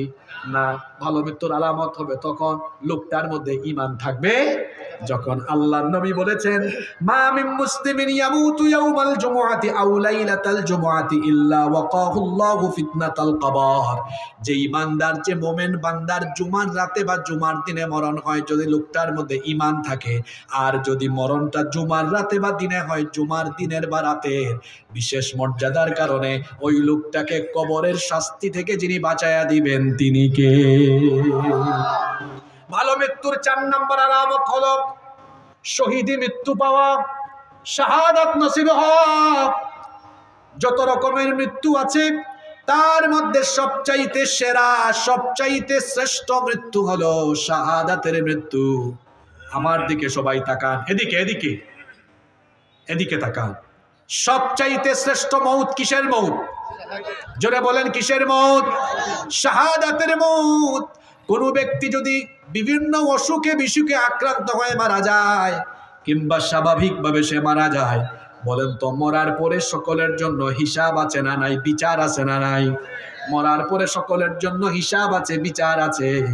কিন্তু একমাত্র শহীদ যারা, হিসাব বা বিচারের সম্মুখীন হবে না তারা, যারা শহীদ হবে, আল্লাহ তাদেরকে বিনা হিসাবে বিনা বিচারে জান্নাত দিয়ে দিবে। কথাটা আবার বলি, বিনা হিসাবে বিনা বিচারে। আবার বলি, বিনা হিসাবে বিনা বিচারে। কথাটা যেহেতু গুরুত্বপূর্ণ 3 বার আবার বলি, বিনা হিসাবে বিনা বিচারে, হিসাব ছাড়া বিচার ছাড়া আল্লাহ জান্নাতের দরজা খুলে দিয়ে বলবেন যা, পুরা জান্নাতটাই তো। সুবহানাল্লাহ। কিভাবে মারা গেলে? জোরে বলতে হবে, কিভাবে মারা গেলে? সবচেয়ে শ্রেষ্ঠ মওত কোন মওত? শাহাদাতের মওত। কারণ এই মওতের কোনো হিসাব নাই, বিচারও নাই। এই জন্য স্বয়ং আল্লাহর নবী মুহাম্মদুর রাসূলুল্লাহ, আমরা বলি সাল্লাল্লাহু আলাইহি ওয়াসাল্লাম, তিনি নিজেই বলতেন আমার মন চায় জিহাদের ময়দানে গিয়ে আমি শহীদ হয়ে যাই, এরপরে আবার আমাকে যদি আল্লাহ জীবন দেন, আবার আমার ইচ্ছে করে শহীদ হয়ে যায়। আবার যদি আমাকে জীবন দেওয়া হয়, মনটা চায় আবার আমি শহীদ হয়ে যাই। সাহাবারাও শহীদ হওয়ার জন্য এমন পাগল পাড়া ছিলেন। ও আমার যুবক ভাইয়েরা শুনেন, আপনি যখন বিয়ে করেন তখন তো আপনি অফিসের বসকে বলেন কিংবা বন্ধুদেরকে বলেন, দোস্তরা আগামী 30 দিন 1 মাস ডিস্টার্ব করো না, নতুন বিয়ে করতেছি, বউ নিয়ে অনেক রোমান্স করা দরকার। বিয়ের পরে দেখা যায় অনেকে বন্ধুর সাথে দেখা করে না। নতুন নতুন বিয়ে করলে দেখবেন 2 সপ্তাহ 3 সপ্তাহ বাড়ি থেকেও বেশি বের হয় না। কি বলেন, কথা বাস্তব না অবাস্তব? নতুন নতুন বিয়ে করলে দেখবেন প্রথমে কয়েক সপ্তাহ কয়েক মাস খালি বউয়ের আঁচলের নিচে থাকে, বের হয় না। আর সাহাবীদের ঈমান কেমন ছিল আমার ভাইয়েরা শুনেন, শাহাদাতের মওতের জন্য তারা এত পাগল ছিলেন, এত পাগল ছিলেন, এত পাগল ছিলেন। 1 জন 2 জন নয়, এরকম কয়েকজন সাহাবী আছেন যারা বিয়ে করে সুন্দরী বউ, তার সাথে বাসর ঘরে মিলিত হন নাই, জিহাদের ময়দানে শাহাদাতের ডাক পেয়েছেন, নতুন বউকে রেখে আল্লাহর দ্বীনের জন্য শহীদ হয়ে জান্নাতের পাখি হয়ে গিয়েছে। আপনারা তো হানজালা রাদিয়াল্লাহু আনহুর কাহিনী জানেন। ওই মুতার যুদ্ধের আরেক সাহাবী আছেন আব্দুল্লাহ বিন রাওয়াহা, এত সুন্দরী স্ত্রী, বাসর ঘরে বিদায় নিয়েছেন। বউ বলেছেন আজকে বাসর ঘরে আমাকে অল্প একটু সময় দিয়ে যান, একটু দেখা করেন। তিনি বলেছেন তোমার যদি ভালো নিয়ত থাকে আমার সাথে দেখাই করার, বিবি অপেক্ষা করো, জান্নাতে তোমার সাথে আমার দেখা হবে, বাসর হবে। সুবহানাল্লাহ। কি জাতের ঈমান ছিল, কি জাতের ঈমান ছিল! নতুন বউ রেখে শহীদ হয়েছেন কেন? শাহাদাতের মওত এমন মওত কি নাই, হিসাবও নাই, বিচারও। ওমর রাদিয়াল্লাহু আনহুর নাম আমরা সবাই জানি, তাই তো? ওমর রাদিয়াল্লাহু আনহু সব সময় একটা দোয়া করতেন। তিনি বলতেন আল্লাহুম্মা রযুকনি শাহাদাতান ফি সাবিলিক ওয়াজআল মাউতি ফি বালাদি রাসূলিক। হে আল্লাহ, তুমি তোমার বান্দাই ওমরকে রাসূলের শহরে মৃত্যু দিও, আর মরণের সময় শাহাদাতের মৃত্যু আমাকে নসিব করে দিও। মরতেই হবে যখন শহীদি মরণ দিও আমাকে, মরতেই হবে যখন শহীদি মরণ দিও আমাকে। শাহাদাত জানি শুধুই জীবন, সে মরণ দিও আমাকে, মরতেই হবে যখন শহীদি মরণ দিও আমাকে, আমাকে শহীদ করে সেই মিছিলে শামিল করে নিও। যেই মিছিলের নেতা আমির হামজা, খুবাইব খাব্বাব আল্লাহর ছিল যারা অতি প্রিয়, শহীদ করে নিও। বলেন আমিন। শাহাদাতের মউত এমন মউত, শহীদ হয়ে যারা দুনিয়া থেকে যায় আল্লাহ নিষেধ করেছেন খবরদার এদেরকে মৃত বলো না। কোরআনে কারীমের 3 নম্বর সূরা, সূরা আলে ইমরানের 169 নম্বর আয়াতে আল্লাহ তাআলা বলছেন, ওয়ালা তাহসাবান্নাল্লাযীনা কুতিলু ফী সাবিলিল্লাহি আমওয়াতা বাল আহইয়াউন ইনদা রাব্বিহিম ইয়ারযাকুন। আর যারা আল্লাহর পথে জীবন দেয় তাদেরকে তোমরা মৃত বলো না, বরং তারা হলো জীবিত, কিন্তু তোমরা তা বুঝতে পারো না। তাদেরকে যিনি মরণের পরে আল্লাহর পথে জীবন দিয়ে শহীদ হওয়ার পরে এদেরকে যিনি রিজিক দান করেন, জান্নাতি রিজিক যিনি দান করেন, তিনি কে? শাহাদাতের তামান্না এই জন্য রাখবেন। কেন শাহাদাতের তামান্না রাখবেন শোনেন। এইরকম মৌত, যে মৌতের পরে হিসাব নাই, বিচারও নাই, এরকম শাহাদাতের মৌত। ঘুমায় গেছেন নাকি? এইরকম শ্রেষ্ঠ মৌত আপনারা চান কি চান না? কারা কারা চান না হাত তুলেন। ঘুমন্ত পাবলিকদেরকে খুঁজে পাওয়া গেছে। কারা কারা চান এবার হাত তুলেন। হয়েছে, এই দাঁড়ান, তাকবীর দেন, হাতটা একটু বাবারা ভাইয়েরা তুলে রাখেন। সত্যি মন থেকে আশাটা করছেন তো? একদম দিলটা। আমি সুসংবাদ দিব একটা, এখনই একটা সুসংবাদ দিব। এই সুসংবাদ দেওয়ার আগে পরিষ্কার দিলে বলেন, সত্যিকার অর্থে দিলে শহীদি আশা আছে তো? হাত তুলে বলেন, শহীদি আশা আছে তো? আমি শেষবার বলছি, সুসংবাদটা দেওয়ার আগে দিল সাফ করে বলেন, আজকের এই মাহফিলে সত্যিকার অর্থে বলেন, দিলের মধ্যে শহীদি আশা আছে তো?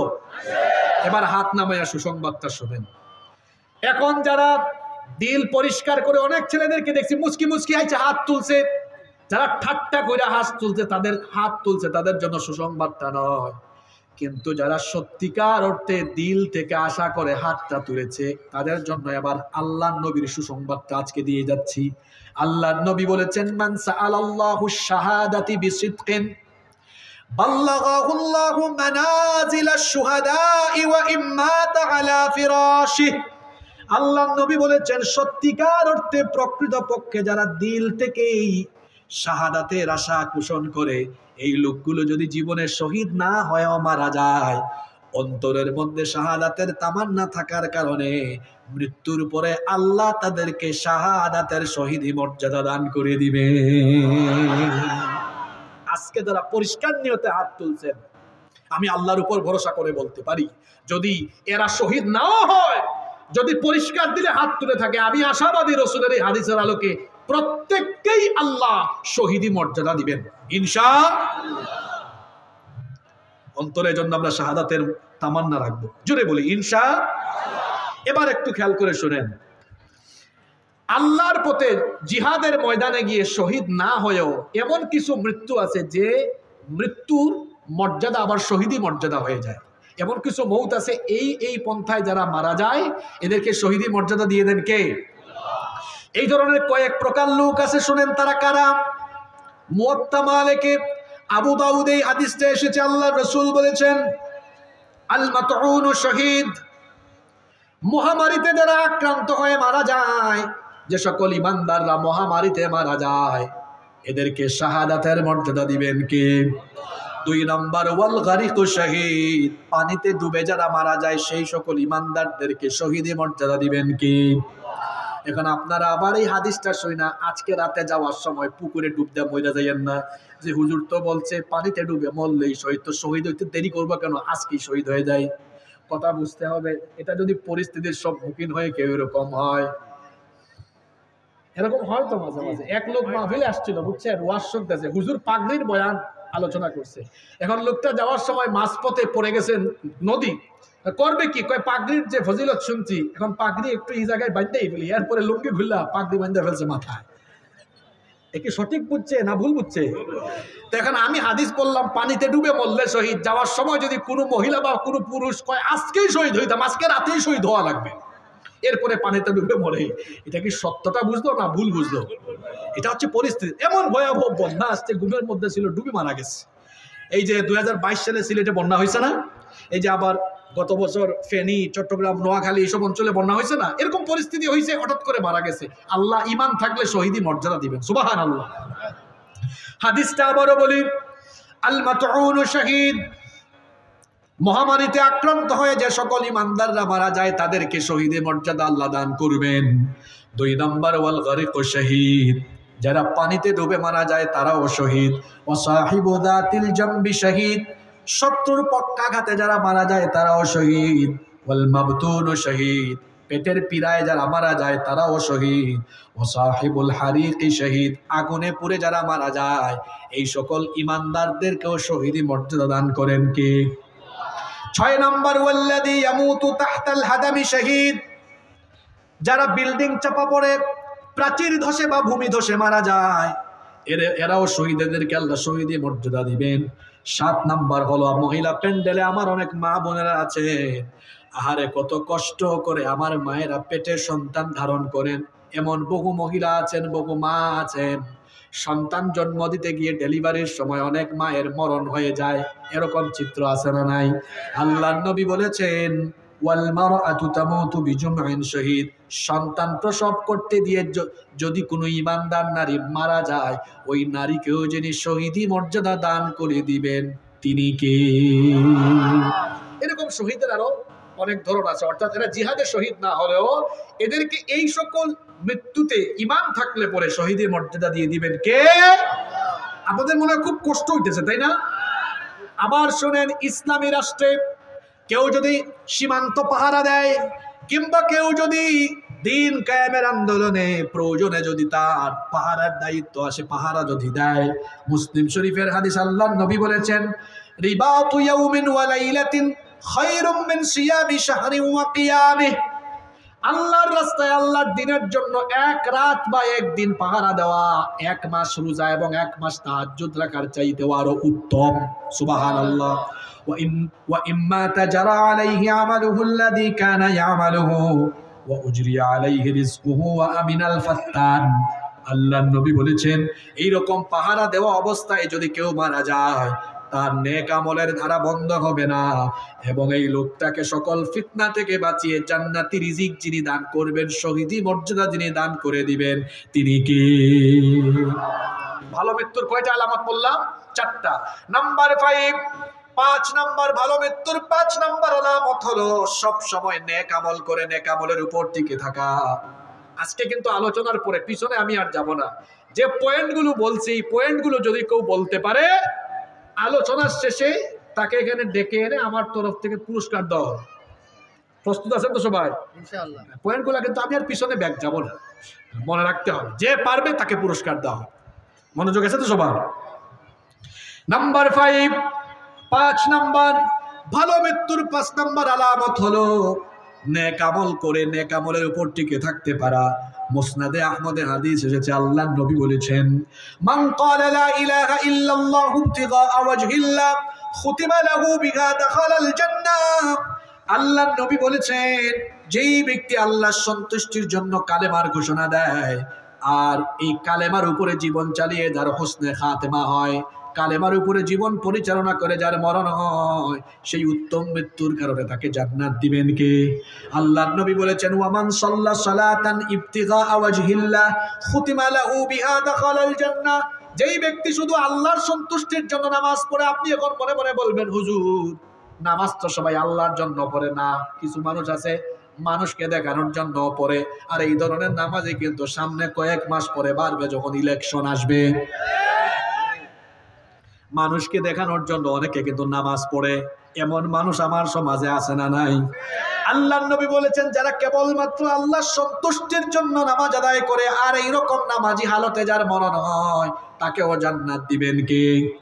এরপরে নবীজি বলছেন ওয়ামান সামা ইয়াওমান ইবতিগা ওয়াজহিল্লাহি খুতিমা লাহু বিহা দাখালাল জান্নাহ, যেই ব্যক্তি আল্লাহর সন্তুষ্টির জন্য রোজা রাখে এই অবস্থায় মরণ হয় তাকেও জান্নাত দিবেন কে? এরপরে নবীজি বলছেন ওয়ামান তাসাদদাকা বিসাদাকাতিন ইবতিগা ওয়াজহিল্লাহি খুতিমা লাহু বিহা দাখালাল জান্নাহ, যেই ব্যক্তি আল্লাহর রাস্তায় দান সদকা করে আর দানশীল হয়ে যেই ব্যক্তি দুনিয়া থেকে চলে যায় সেই ব্যক্তিকেও জান্নাত দিবেন কে? মনে রাখবেন উত্তম মৃত্যুর 5 নম্বর আলামত হলো নেক আমলের পথে থাকতে পারা, ইমানের উপর থাকতে পারা। তবে এই ইমানের উপর থাকতে হবে একেবারে মরণ পর্যন্ত। এবার একটা ভয়াবহ কথা শুনেন, এমন বহু মানুষ আছে সারা জীবন ইমানের পথে চলছে কিন্তু বিদায়ের সময় বেঈমান হয়ে চলে গেছে, আছে না নাই? বলবেন হুজুর কেমনে গেছে? তাকান আমার দিকে।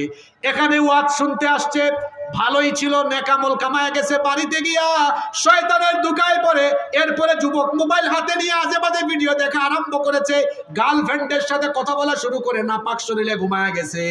বলেন তো ছিল ভালো জায়গায়, কিন্তু মরণটা হয়েছে কি ভালোভাবে না খারাপ ভাবে?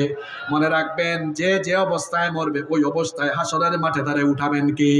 ও আমার যুবক ভাইরা, কেমনে মোবাইলের ফিতনায় করে গুনাহ করে গান শুনে শুনে গার্লফ্রেন্ডের সাথে কথা বলে বলে কি করে পর্নোগ্রাফিতে আসক্ত হয়ে নাপাক শরীরে ঘুমান, আল্লাহর ভয় কি অন্তরে নাই? ও আমার কলিজার টুকরা যুবক ভাইরা, নাপাক শরীরে কখনো ঘুমাবেন না, কারণ নবীজি বলেছেন মাম্মা তাআলা শাইইন বাআসাহুল্লাহু আলাইহি, যে যে অবস্থায় মরবে নাপাক অবস্থায় মরলে নাপাক অবস্থায় নাপাকীদের সাথে তার হাসর হবে। এই জন্য সবসময় আমরা পবিত্র থাকবো। আল্লাহ আমাদেরকে পবিত্র বান্দাদের কাতারে শামিল করে দাও, বলে না আমিন। বলছিলাম সারা জীবন ইমানের পথে থেকে যদি শেষ সময়ে বেঈমান হয় এই লোকটার জন্য জান্নাত নসিব হবে না। আবার এমন বহু মানুষ আছে সারা জীবন বেঈমানের পথে ছিল, গুনার পথে ছিল, কিন্তু মৃত্যুর আগে ইমান এনে তওবা করে ইমানের উপর থেকে মারা গিয়েছে, আল্লাহ তারে মাফ করে জান্নাত দিতে পারেন কি পারেন না? এইরকম একটা ঘটনা আমার মনে পড়ছে। ঘটনাটা কি বলবো? ঘটনা বলবো না শেষ করে দিব? ঘটনাটা শুনবেন। বনি ইসরাইলের এক লোক একটা দুইটা নয় 99টা খুন করেছে, 99টা মার্ডার করেছে। বলেন তো লোকটা অপরাধী খুব বড় না ছোট? অনেক বড় অপরাধী। 99টা খুন করেছে, লোকটা মার্ডার করেছে, খুনি। এই লোকটার অন্তরে হঠাৎ করে আল্লাহর ভয় ঢুকে গেল, অনুশোচনা চলে আসলো। সে একজন পাদ্রীর কাছে গিয়ে বলল আমি 99টা মার্ডার করেছি, আমি এখন ভালো মানুষ হতে চাই, আমার জন্য ভালো হওয়ার কি কোনো উপায় আছে নাকি? খ্রিস্টান পাদ্রী তাকে বললেন না, তোমার মতো এরকম বড় মাপের খুনের ভালো হওয়ার কোনো রাস্তা খোলা নাই। লোকটার রাগ উঠে গেল, প্রচন্ড রাগে অগ্নিশর্মা হয়ে ওই পাদ্রীকেও সেখানে খুন করলো। আগে ছিল 99, এখন হয়েছে 1। টোটাল হয়েছে কত? 100 খুন, মানে পুরো সেঞ্চুরি করে ফেলেছে। এরপরেও লোকটার অন্তরের অনুশোচনা কমে না, অনুশোচনা আরো বাড়ে। একজন আলেমের কাছে গিয়ে বলল 100 খুন করে আমি খুনের সেঞ্চুরি করেছি, আমি ভালো হতে চাই, ভালো হওয়ার কোন রাস্তা কি আমার খোলা আছে নাকি? আলেম তখন বললেন তোমার অপরাধের মাত্রা যত বেশি আল্লাহর দয়ার মাত্রা তার চাইতে কম না বেশি? আলেম বললেন এক্ষুনি যদি তুমি তওবা করো তাহলে পিছনের সমস্ত গুনাহ যিনি মাফ করে দিবেন তিনি কে? তওবা করলো। এরপরে আলেম বলল শুনেন, আপনি আর আপনার এলাকায় যাইয়েন না, ওই এলাকাতে খারাপ কাজে বেশি হয়। খারাপের সাথে থাকলে মানুষ খারাপ হয়, ভালোর সাথে থাকলে মানুষ ভালো হয়। আতরের দোকানে ঢুকে যদি আপনি আতর নাও কিনেন, 10-15 মিনিট আতরের দোকানে থেকে বের হলে দেখবেন গায়ের মধ্যে আতরের সুগন্ধ লেগে যাবে। কিন্তু আপনি যদি বিড়ি সিগারেট নাও খান, বিড়ি খুরের সাথে হাত মিলাইলে দেখবেন বিড়ির গন্ধ হয়। ভালোর সাথে থাকলে ভালো, খারাপের সাথে থাকলে খারাপ। ওই আলেম বললেন খবরদার তুমি তোমার এলাকায় যাও না। একটা এলাকার নাম বললেন, বলেন ওই এলাকায় যাও, গিয়ে মরণের আগ পর্যন্ত ওই এলাকায় বাস করো। এই লোকটা যখন ওই এলাকার দিকে রওনা করলো, আশ্চর্য ঘটনা, এবার লোকটা কিছু দূর যেতে না যেতেই মালাকুল মউত হাজির, লোকটা মারা গেল। কোন লোক যখন মারা যায় তখন লোকটা ভালো হলে জান্নাতের ফেরেশতা আসে রূহ নেওয়ার জন্য, আর জাহান্নামী হলে জাহান্নামী ফেরেশতারা আসে রূহ নেওয়ার জন্য। কিন্তু এই লোকটা মারা যাওয়ার পরে জান্নাতের ফেরেশতাও এসেছে, জাহান্নামের ফেরেশতাও এসেছে। কয় দল ফেরেশতা? আসতে বলবেন না, জোরে বলেন কয় দল? জান্নাতি ফেরেশতারা বলে কিরে জাহান্নামী ফেরেশতারা তোদের এখানে কাজ কি? জাহান্নামী ফেরেশতারা বলে তোদের এখানে কাজ কি? জান্নাতীরা বলে এই লোকটা তো সারা জীবন গুনাহ করলেও শেষে ঈমান আনছে, তওবা করেছে, এজন্য আল্লাহ তারে মাফ করেছেন, আমরা নিতে আসছি। আর জাহান্নামী ফেরেশতারা বলে না, লোকটা জাহান্নামী, তারে আমরা নিতে আসছি। দুই গ্রুপ যদি ঝগড়া করে তাহলে বলেন তো ঘটনাটা ছোট হবে না বড় হবে? আল্লাহ মধ্যস্থকারী একজন ফেরেশতা পাঠালেন। মধ্যস্থকারী ফেরেশতা এসে বললেন, শোনো, তোমরা ঝগড়া করো না। ওই আলেম যে বলেছিলেন একটা এলাকায় যাওয়ার জন্য লোকটা রওনা করেছে, দেখো তো লোকটা রওনা করে ওই এলাকা পর্যন্ত যে রওনা করেছিল, ওই এলাকা পর্যন্ত দূরত্ব ডিস্টেন্সটা মেপে দেখো। যদি ওই এলাকা থেকে দূরত্ব কম হয় তাহলে জান্নাতি ফেরেশতা রূহ নিয়ে যাও, আর যদি দূরত্ব বেশি হয় জাহান্নামী ফেরেশতারা রূহ নিয়ে যাও। আসলে লোকটা ওই এলাকা থেকে বহু দূরেই ছিল, কিন্তু আল্লাহ তার তওবা কবুল করেছেন বলে আল্লাহ দয়া করে মায়া করে এমন পরিস্থিতি তৈরি করেছেন, যখন ফেরেশতারা মাপা আরম্ভ করেছে আল্লাহ তখন তার কুদরত দিয়ে ওই এলাকা থেকে লোকটার মৃত্যুর জায়গা পর্যন্ত দূরত্বকে আল্লাহ তাআলা তার কুদরত থেকে কমায়া দিয়েছে। আল্লাহর জন্য এটা সহজ না কঠিন? এই ঘটনা থেকে কি শিক্ষা দিলেন? এখানে আমি জানি অনেক বাবা অনেক ভাইয়েরা এসেছেন গুনাহ করতে করতে জীবন শেষ, কিন্তু আজকে যদি আমরা এখানে তওবা করে যদি নেককার হওয়ার সিদ্ধান্ত নেই, একটা তওবার কারণে অতীতের সব গুনাহ যদি মাফ করে দিতে পারেন তিনি কে? এক্ষুনি আসুন আমরা তওবা করে ফেলি, বলেন আস্তাগফিরুল্লাহ। কি আওয়াজে হয়? বলেন আস্তাগফিরুল্লাহ। মা বোনরাও মনে মনে বলেন আস্তাগফিরুল্লাহ। আপনাদেরকে মনে মনে করতে বলি না, আপনারা কি আমার মা বোন নাকি? আপনারা তো আমার বাবা আর ভাই। আপনারা বলেন জুড়ে, মা বোনরা বলেন মনে মনে, বলেন আস্তাগফিরুল্লাহ, ইন্নাল্লাহা গফুরুর রহিম। সবাই বলেন আস্তাগফিরুল্লাহ আল্লাযী লা ইলাহা ইল্লা হুয়াল হাইয়ুল কাইয়্যুম ওয়া আতুবু ইলাইহি। আল্লাহ আমাদেরকে মাফ করে দাও, বলেন আমিন। ভালো মৃত্যুর 6 নম্বর আলামত হলো হজের সফরে মৃত্যু হওয়া। এটা শুই না আবার কোনো সময় হজে গেলে ইচ্ছা করে মরে যাইয়েন না। এটা পরিস্থিতি যদি এমন হয় হজে বা উমরায় গিয়েছে মারা গিয়েছে, এমন যদি হয়ে যায়, আল্লাহর নবী বলেছেন শুনেন, আমাদের এলাকায় মানুষ মারা গেলে আমরা কাফনের কাপড়টা কি করি? মুখ পেঁচায়া দেই, মুখ পেঁচায়া দেই, তারপরে তারে দাফন করি একরকম। কিন্তু দেখেন হাজী সাহেবদেরকে দাফন করে আর এক রকম। যারা হজে গিয়েছেন এরকম দৃশ্য আপনারা দেখেন, আমরাও দেখেছি। আল্লাহর নবী বলেছেন, এটা বুখারী এবং মুসলিম শরীফের হাদিস। রাইসুল মুফাসসিরিন আব্দুল্লাহ ইবনে আব্বাস রাদিয়াল্লাহু আনহুমা হাদিসটি বর্ণনা করেছেন। তিনি বলেছেন, ক্বালা বাইনামা রাজুলুন ওয়াকিফুন বিআরাফা, আমরা আরাফার মাঠে ছিলাম, এক লোক ইদ ওয়াকা আন রাহিলাতিহি ফাওয়াকাসাতহু, এক লোক তার বাহন থেকে পড়ে তারপরে ঘাড় মটকে মারা গেল। এই লোকটা যখন আরাফার ময়দানে মারা গেল, আরাফার ময়দানে যারা হাজির থাকে এরা হাজী সাহেব, একজন হাজী সাহেব মারা গেল। আল্লাহর নবী তখন বললেন, আল্লাহ এখানে তোমার অনেক বান্দা বান্দিরা আছে হজ করতে পারে নাই, যারা যেতে পারে নাই সকলকে তোমার ঘরের মেহমান বানায় দিও, বলে না আমিন। আল্লাহর নবী তখন বললেন, আগসিলুহু বিমাইন ওয়া সিদরিন ওয়া কাফফিনুহু ফি থাওবাইন। খেয়াল করে শুনেন, আল্লাহর নবী বললেন, বড়ই পাতার গরম পানি দিয়ে তাকে গোসল দাও, আর তার জন্য আলাদা কাফনের কাপড় কিনিও না। বলেন তো হজ বা ওমরার জন্য ইহরামের কাপড় কয় টুকরা? কয় টুকরা? এক টুকরা, নিচে আরেক টুকরা, উপরে। নবীজি বললেন, এই হাজী সাহেবের জন্য কোনো কাফনের কাপড় কিনিও না, তার শরীরে যে ইহরামের কাপড় ছিল এটাই হবে তার কাফনের জন্য। সুবহানাল্লাহ। শুধু তাই নয়, আল্লাহর নবী বললেন, ওয়ালা তুহান্নিতুহু ওয়ালা তুখাম্মিরুহু রাসাহু, আর এই লোকটার গায়ে কোনো সুগন্ধিও মাখায়ও না। আমরা তো স্বাভাবিকভাবে মারা গেলে আতর, গোলাপ জল, অনেক কিছু দেই। নবীজি বলেছেন, এই হাজী সাহেবকে কোনো সুগন্ধি দিও না, এমনকি তার মাথাকেও পেঁচাইও না, ঢেকে দিও না। আপনাদের এলাকায় কেউ মারা গেলে মাথা ঢাকা হয় কি ঢাকা হয় না? নবীজি বললেন, হজরত অবস্থায় মারা যাওয়া ব্যক্তির মাথা ঢেকে দিও না, মাথা খোলা থাকবে। কারণ হলো ফাইন্নাহু ইউবাসু ইয়াউমাল কিয়ামাতি মুলাব্বিয়া, কারণ হলো এই লোকটা হাসরের মাঠে তালবিয়া অর্থাৎ লাব্বাইক আল্লাহুম্মা লাব্বাইক বলতে বলতে বলতে বলতে হাসরের মাঠে হাজির হবে। সুবহানাল্লাহ কি বাড়ি গিয়ে বলবেন নাকি? ফাঁকে দিয়ে এমন একটা হাদিস শুনছেন যে হজে মারা গেলে দাফন কাফনের পদ্ধতিও জেনে ফেলছেন, তাই না? মুখ ঢাকা যায় না, আলাদা কাফনের কাপড় তার জন্য লাগে না, ওই ইহরামের কাপড়ের টুকরা দিয়ে তাকে দাফন দিতে হবে। বলেছেন মুহাম্মদ, আমরা বলি সাল্লাল্লাহু।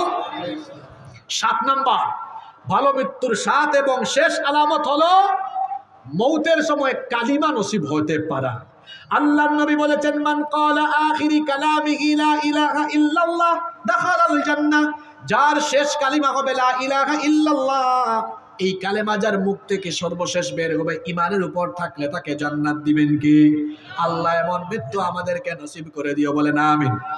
কথায় আছে শেষ ভালো যার সব ভালো। তো কত ওয়াজ শুনছেন, এবার আমল শুনবেন, রাজি আছেন তো?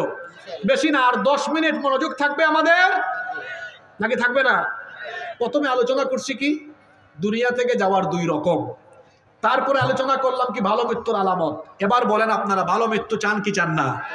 এবার শেষে আমরা সংক্ষেপে 7-8 মিনিট আলোচনা করব ভালো মৃত্যুর জন্য কি আমল লাগে।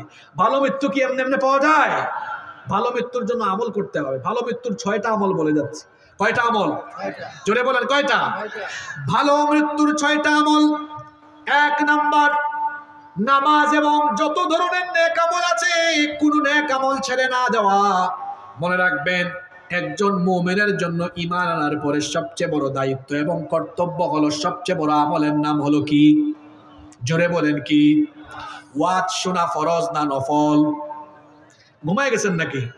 এই যে ওয়াজ শুনতেছেন, ওয়াজ শোনা কি? ওয়াজ শোনা হলো নফল, আর নামাজ আদায় করা কি? রাগ করেন না, অনুরোধ করলাম, কেউ রাগ করবেন না। আমরা কিন্তু নফলে আগায়া আছি, ফরজে পিছায়া আছি। এর বাস্তব উদাহরণ এখানেই আছে। এখানে আল্লাহর বহু কুতুব আছে, ফরজ এশার নামাজ পড়ে নাই, কিন্তু নফল ওয়াজ শোনার জন্য রাত 12টা পর্যন্ত বসে আছে। কেমন ভদ্র মানুষ, ঠিক বলে আবার স্বীকৃতিও দিয়েছে। হাসবেন না, যত ভুল হয়েছে আজকে চলেন তওবা করি। রাসূল বলেছেন, যার মধ্যে নামাজ নাই তার মধ্যে কি নাই? আরো জোরে বলেন কি নাই? ও বাবারা, ভাইরা, যে ঈমান আপনাকে নামাজে দাঁড় করাতে পারে না, এ দুর্বল ঈমান আপনাকে জান্নাতের ধারে কাছেও নিতে পারবে। খবরদার, নামাজ ছাড়বেন না, নামাজ ছাড়বেন না, নামাজ ছাড়বেন না। নামাজ হলো এমন এক আমল, কিয়ামতের ময়দানে সর্বপ্রথম যে আমল সম্পর্কে আল্লাহ আপনাকে জিজ্ঞেস করবেন, সেই আমলের নাম কি? আসতে বলবেন না, জোরে বলেন, সে আমলের নাম কি? ভালো মৃত্যুর 1 নাম্বার আমল হলো, ভালো মৃত্যু পাওয়ার 1 নাম্বার আমল হলো জীবনে 1 ওয়াক্ত নামাজও কাজা না করা। এই ওয়াজ শোনার পরেও আজকে থেকে কারা কারা নামাজ ছাড়বো হাত তুলেন। মাশাআল্লাহ, খুব মনোযোগ আছে। আর নামাজ ছাড়বো না, এই ওয়াদা কি করা যায়? যুবক ভাইরা, এই সময়ই তো নামাজের সময়। এই সময় যে যুবকেরা নামাজি হবে, আল্লাহ বলবেন কোথায় কোথায়? ওই যুবকরা কোথায় যারা যৌবনে আমাকে সাজদা দিয়েছে? আসো আমার আরশে আজিমের ছায়ার নিচে আজকে বসে থাকো। সুবহানাল্লাহ। আর নামাজ ছাড়বো না, কারা কারা রাজি আছেন? আল্লাহর একটু দেখান তো হাত তুলে। আল্লাহ সবাই দাঁড়ান ভাই, এখানে স্লোগান না, আল্লাহ তৌফিক দেন, বলেন আমিন। হাত নামান। ভালো মৃত্যুর 1 নাম্বার আমল নামাজ সহ কোনো নেক আমল ছেড়ে না দেওয়া। ভালো মৃত্যুর 2 নাম্বার আমল হলো সব সময়, পারলে সব সময় ওযু করা অবস্থায় থাকবেন, ওযুটা রাখবেন। ওযু হলো এমন এক নেক আমল, আল্লাহর নবী বলেছেন, যদি কোনো ব্যক্তি ওযুরত অবস্থায় মালাকুল মউত তার দেহকে নেওয়ার জন্য আসেন, ওযুরত অবস্থায় যারা দুনিয়া থেকে মারা যাবে, মৃত্যু সহজ হয়ে যাবে, আর মরার পরে আল্লাহ তাকে শহীদি মর্যাদা দান করে দিবে। এই জন্য রাসূলের এক সাহাবীরা আছেন, সব সময় ওযু করে থাকতেন। নবীজি মেরাজ থেকে আসলেন, এসে বেলাল রাদিয়াল্লাহু আনহুকে বললেন, বেলাল রে, তুমি এমন কোন আমল করো, মেরাজের রাতে জান্নাতে আমি তোমার পায়ের আওয়াজ শুনেছি। কেমন পাবলিক, একটু সুবহানাল্লাহ কইতে পারে না? কোথায় আওয়াজ শুনেছে? কোথায় কোথায়? ও বেলাল, তুমি কি এমন করো, জান্নাতে তোমার পায়ের আওয়াজ শুনলাম। তিনি বললেন, ওগো আল্লাহর নবী, বাড়তি কোনো আমল তো আমার নাই, সবই আপনি জানেন, তবে একটা গুরুত্বপূর্ণ আমল আমার আছে, কখনো আমি আমলটা ছাড়ি না। নবীজি বললেন, সেটা কি? বেলাল রাদিয়াল্লাহু আনহু বললেন, আমার ওযু চলে গেলে সাথে সাথে আমি ওযু বানাই, আর ওযু করার পরে ওযুর গুরুত্বের জন্য 2 রাকাত নামাজ আদায় করি। নবীজি বললেন, বেলাল রে শোনো, কোনোদিনই আমল ছাড়বা না, কারণ এই আমলের কারণে আল্লাহ তোমার মর্যাদা বাড়িয়ে দিয়েছে। উত্তম মৃত্যু পাওয়ার 2 নাম্বার আমল হলো ওযুরত অবস্থায় থাকা। ওযু মনে রাখবেন, ওযুর মাধ্যমে চেহারার সৌন্দর্য বাড়ে। অনেক মানুষ আছে ফেয়ার অ্যান্ড লাভলি মাখে, অনেক যুবকেরা আছে ফেস ওয়াশ লাগায়। হ্যাঁ, যে ভাই এটা করতেছো ভালো করে বলতেছি, তুমি ভালো মানুষ, এটা কইরো না, ওদিক থেকে একটা বাচ্চা করিও না, ওকে ধমকায়েন না কেউ, ঠিক হয়ে যাবে, এই যে আর দিবে না। অনেক মা বোনরা আছে মেকআপ লাগায়, আশকারা মাস্কারা আটা ময়দা, আরে বাপরে বাপ। যুবকরাও ফেসবুকে ছবি দেখে পাগল হয়ে যায়। ছবি দেখে পাগল হয় না, কারণ ফেসবুকের প্রোফাইল একরকম, বাস্তবে আরেক রকম। তো ঠিক তো কইছো, আবার তো ফেসবুকে গিয়া মেসেঞ্জারে ঠিকই গুতাগুতি করো। চেহারা সুন্দর করার জন্য পার্লারে যেতে হবে না, চেহারা সুন্দর করার জন্য মেকআপ মারতে হবে না। 5 ওয়াক্তের নামাজ ঠিক করেন, কারণ নামাজের আগে ওযু লাগে কি লাগে না? ওযুর মাধ্যমে চেহারার সৌন্দর্য বেড়ে যায়। এজন্য দেখবেন নামাজিরা বুজুর্গ ব্যক্তিদের চেহারার কাছে গেলে তাকালেই মনে হয় চেহারা থেকে যেন নূর ঝরছে। সুবহানাল্লাহ। এজন্য চেহারার সৌন্দর্য বাড়াতে চাইলে নামাজি হন, আমলদার হন, ওযু করেন। এই যে যারা বেনামাজি সারাটা দিন যায়, এত অপরিষ্কার নোংরা, একটু হাত মুখ ধোয়ার টাইম পায় না। কিন্তু আমরা যারা অন্তত 5 ওয়াক্ত নামাজ পড়ি, অন্তত কমপক্ষে কয়বার আমরা ওযু করি? আর ওযুর মধ্যে এত ফজিলত, নবীজি বলেছেন ওযুর মাধ্যমে গুনাহ ঝরে পড়ে। যাদের চেহারায় গুনাহ যত বেশি, এদের চেহারা খারাপ তত বেশি। এজন্য দেখবেন এরকম বহু মানুষ আছে এসি বাড়িতে থাকে, এসি গাড়িতে থাকে, ভালো ভালো খাবার খায়, তারপরেও চেহারাটা দেখতে চুলের মতো লাগে। আবার অনেকে আছে ভালো খাবার খায় না, সারা বছরে সারা মাসে 2-3 দিন মাংস খাওয়ার সুযোগ পায়, মাছ মাঝে মাঝে খায়, প্রায় সময় শাকসবজি খায়, মাঝে মাঝে খাইতেও পারে না, নামাজি মানুষ। আবার অল্প পয়সা, দেখবেন কোনো রকমে খায়া চলে। ইমাম সাহেবের দিকে তাকান, দেখেন অল্প পয়সা বেতন পায়, তাও দেখেন চেহারা সুন্দর। চেহারাটা সুন্দর থাকবে না কেন? কারণ আলগা পয়সা, দুর্নীতি করা টাকা তো খায় না। যারা গুনাহ করে চেহারার মধ্যে গুনাহের চিহ্ন ফুটে উঠে। এজন্য দেখবেন যতই এসি বাড়িতে এসি গাড়িতে থাকুক না কেন, এ জনগণের সামনে আসতে চেহারার দিকে তাকানো যায় না, কারণ চেহারার মধ্যে গুনাহের দাগ আছে বলে তারা দেখতে চোরার ডাকাতের মতো লাগে। আল্লাহর নবী বলেছেন, যখন কোনো ব্যক্তি ওযু করে মুখের মধ্যে যখন কুলির জন্য পানি নিয়ে পানিটা মুখ থেকে যখন ফেলে দেয়, সেই পানির সাথে মুখের সগীরা গুনাহগুলো ঝরে পড়ে। যখন মুখমণ্ডল ধৌত করে পানি বেয়ে বেয়ে পড়ে মুখের সগীরা গুনাহ ঝরে পড়ে, যখন 2 হাত বা পা ধৌত করে ওযুর পানির সাথে হাত পায়ের সগীরা গুনাহ ঝরে পড়ে। আল্লাহ আমাদেরকে এই সকল বান্দাদের কাতারে শামিল করো, বলেন আমিন। 3 নাম্বার ভালো মৃত্যু পাওয়ার 3 নাম্বার আমল হলো সব সময় আল্লাহকে ভয় করে জীবন যাপন করা। আল্লাহকে ভয় করা, কোনো গুনাহ না করা, আল্লাহর ভয়ে। বাইম মাছ তো আপনারা চিনেন, আপনাদের এলাকায় এটাকে কি বলেন? তো বাইম মাছ থাকে কোথায়? কাদার মধ্যে। কিন্তু এটাকে টেনে বের করে যখন খলয়, আপনারা খলয় বলেন নাকি? খলয়ের মধ্যে রাখে, তার গায়ে কে কোনো কাদা থাকে নাকি? অথচ থাকে কোথায়? কাদায়। উঠালে পরে কাদা দেখা যায় না। উদাহরণটা কেন দিলাম? আপনিও হবেন বাইব মাছের মতো, কারণ আপনার ডানে ফিতনা কম না বেশি? কথা বলেন না কেন? এটা তো ফিতনার জামানা, ডানেও ফিতনা, বামেও ফিতনা, সামনে ফিতনা, পিছনে ফিতনা। যেইভাবে করে সারাক্ষণ কাদার ভিতরে থাকলেও বাইব মাছ বের হলে পরে তার গায়ে কাদা থাকে না, আমি আপনিও গুনাহপূর্ণ সমাজে আল্লাহকে ভয় করে এমন ভাবে জীবন যাপন করব যে আমার চারপাশে গুনার পরিবেশ থাকলেও আমি গুনাহ করব না, পরিষ্কার থাকব। আল্লাহ তৌফিক দেন, বলেন আমিন। ভালো মৃত্যু পাওয়ার 4 নাম্বার আমল হলো সব সময় অন্তরে শাহাদাতের তামান্না রাখা। শাহাদাতের তামান্না রাখলে শহীদি মর্যাদা দিবেন কে? ভালো মৃত্যুর 5 নাম্বার আমল হলো সব সময় আল্লাহর দরবারে দোয়া করা। এই যে আপনারা নামাজ আদায় করেন, নামাজের শেষে সালাম ফেরানোর আগে কি বলেন আপনারা? আল্লাহুম্মা ইন্নী যালামতু নাফসি যুলমান কাসীরা ওয়া লা ইয়াগফিরুদ যুনুবা ইল্লা আনত ফাগফির লি মাগফিরাতাম মিন ইনদিকা ওয়ারহামনি ইন্নাকা আনতাল গফুরুর রাহিম। এরপরে সালাম ফেরান। নবীজি বলেছেন সালাম ফেরায়ও না, এখানে আরেকটা দোয়া করো।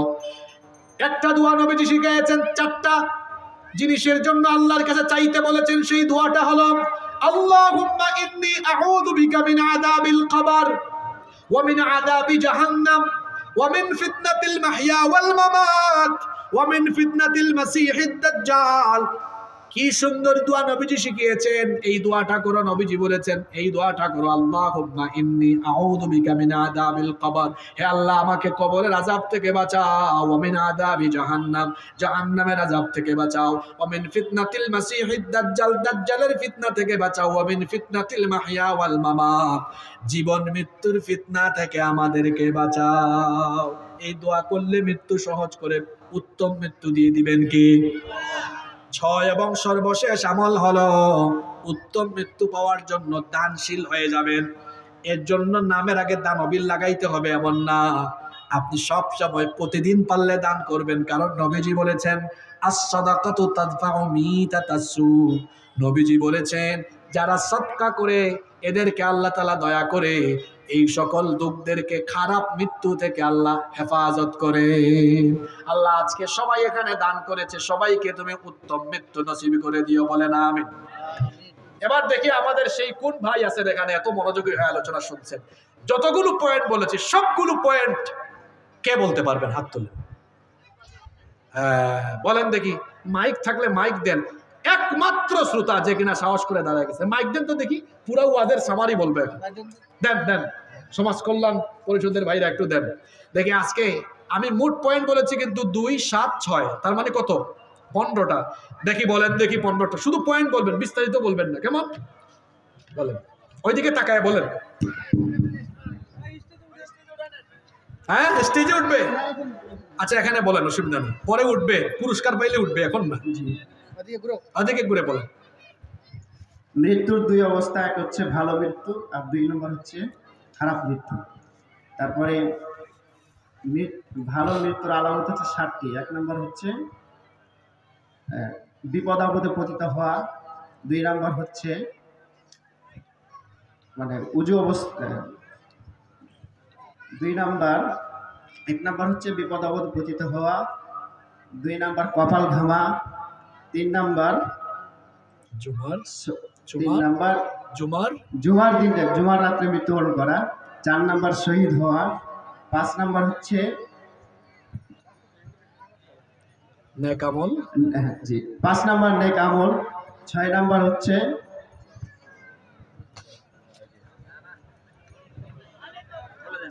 হজে সফরে মৃত্যুবরণ করা। আপনি পারবে, হ্যাঁ বসান সবাই। 7 নম্বর হচ্ছে কালিমা নসিব হওয়া। মাশাআল্লাহ মাশাআল্লাহ বলেন। হ্যাঁ দেখছেন কেমন শ্রোতা। এবার বলেন ভালো মৃত্যুর 6টা আমল। ভালো মৃত্যুর 6টা আমল হচ্ছে 1 নম্বর হচ্ছে নামাজ ও ভালো আমল করা, 2 নম্বর হচ্ছে ওযু অবস্থায় থাকা, 3 নম্বর হচ্ছে যে 3 নম্বর শহীদ হওয়ার তামান্না রাখা, 4 নম্বর হচ্ছে যে আল্লাহর ভয়, 5 নম্বর হচ্ছে আল্লাহর কাছে দোয়া করা, 6 নম্বর হচ্ছে 6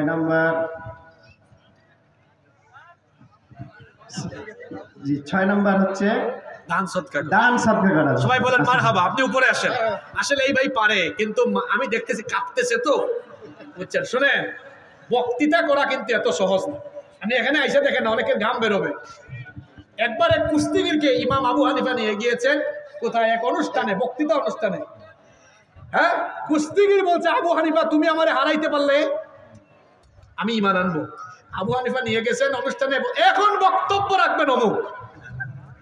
এখন তো দিয়া মানে কিছু বলতে পারে না, কোন রকমে 1-2 মিনিট বইলা তারপরে নামা বলতেছে, আবু হানিফা জীবনে বহুত কুস্তি করছি, একজন মানুষকে উল্টায় ফলাইতে আমার এত ঘাম বেরোয় না, 1 মিনিট দাঁড়ায়া কথা বলতে যত ঘাম বেরোইছে। ওয়ালাইকুম আসসালাম, ভালো আছেন? আমাদের এই ভাই সবগুলা পয়েন্ট, আপনি দাঁড়ান এখানে, সুন্দর করে জবাব দিয়েছেন। শোনেন কেন এই ভাইকে ডেকে আনলাম আর এটা বললাম। আমাদের দেশে অনেক জায়গায় মাহফিল হয়, বক্তা 2 ঘন্টা ওয়াজ করে, হে নিজে কি বলে হে নিজেও জানে না, আর শ্রোতা কি শুনে সেও নিজেও বুঝে না, চিল্লা চিল্লি কইরা তারপরে মাহফিল শেষ হয়ে গেল, লক্ষ লক্ষ টাকা খরচ করে মাহফিল হলো, কিন্তু কাজের কাজ কিছুই হইল না। আর এই ভাইয়ের মতো কিছু শ্রোতা থাকে যারা কিনা খুব মনোযোগের সাথে মাহফিল শুনে আমলের উদ্দেশ্যে আসে।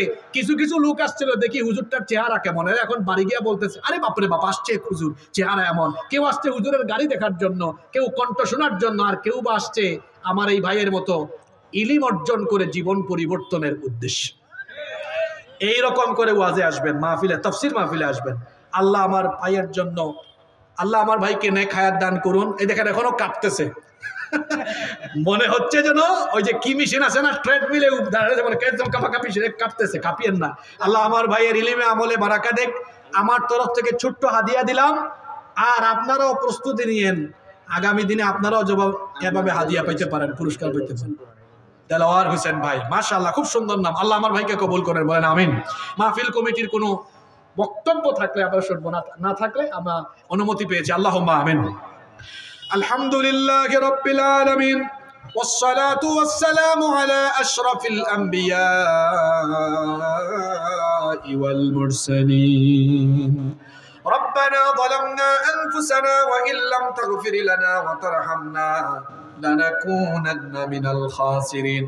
ربنا آتنا في الدنيا حسنة وفي الآخرة حسنة وقنا عذاب النار. رب العالمين, ওগো আমাদের মালিক, ওগো আমাদের রব, সেই বিকেল থেকে সন্ধ্যা থেকে নিয়ে গভীর এই রাত পর্যন্ত তোমার কোরআন পাগল বান্দারা দুনিয়াবি কোনো স্বার্থে নয়, শুধুমাত্র তোমার কোরআনের আকর্ষণে দূর দূরান্ত থেকে ছুটে এসে তোমার সন্তুষ্টির জন্য, তোমার তরফ থেকে ক্ষমা লাভের আশায় এত রাত পর্যন্ত এখানে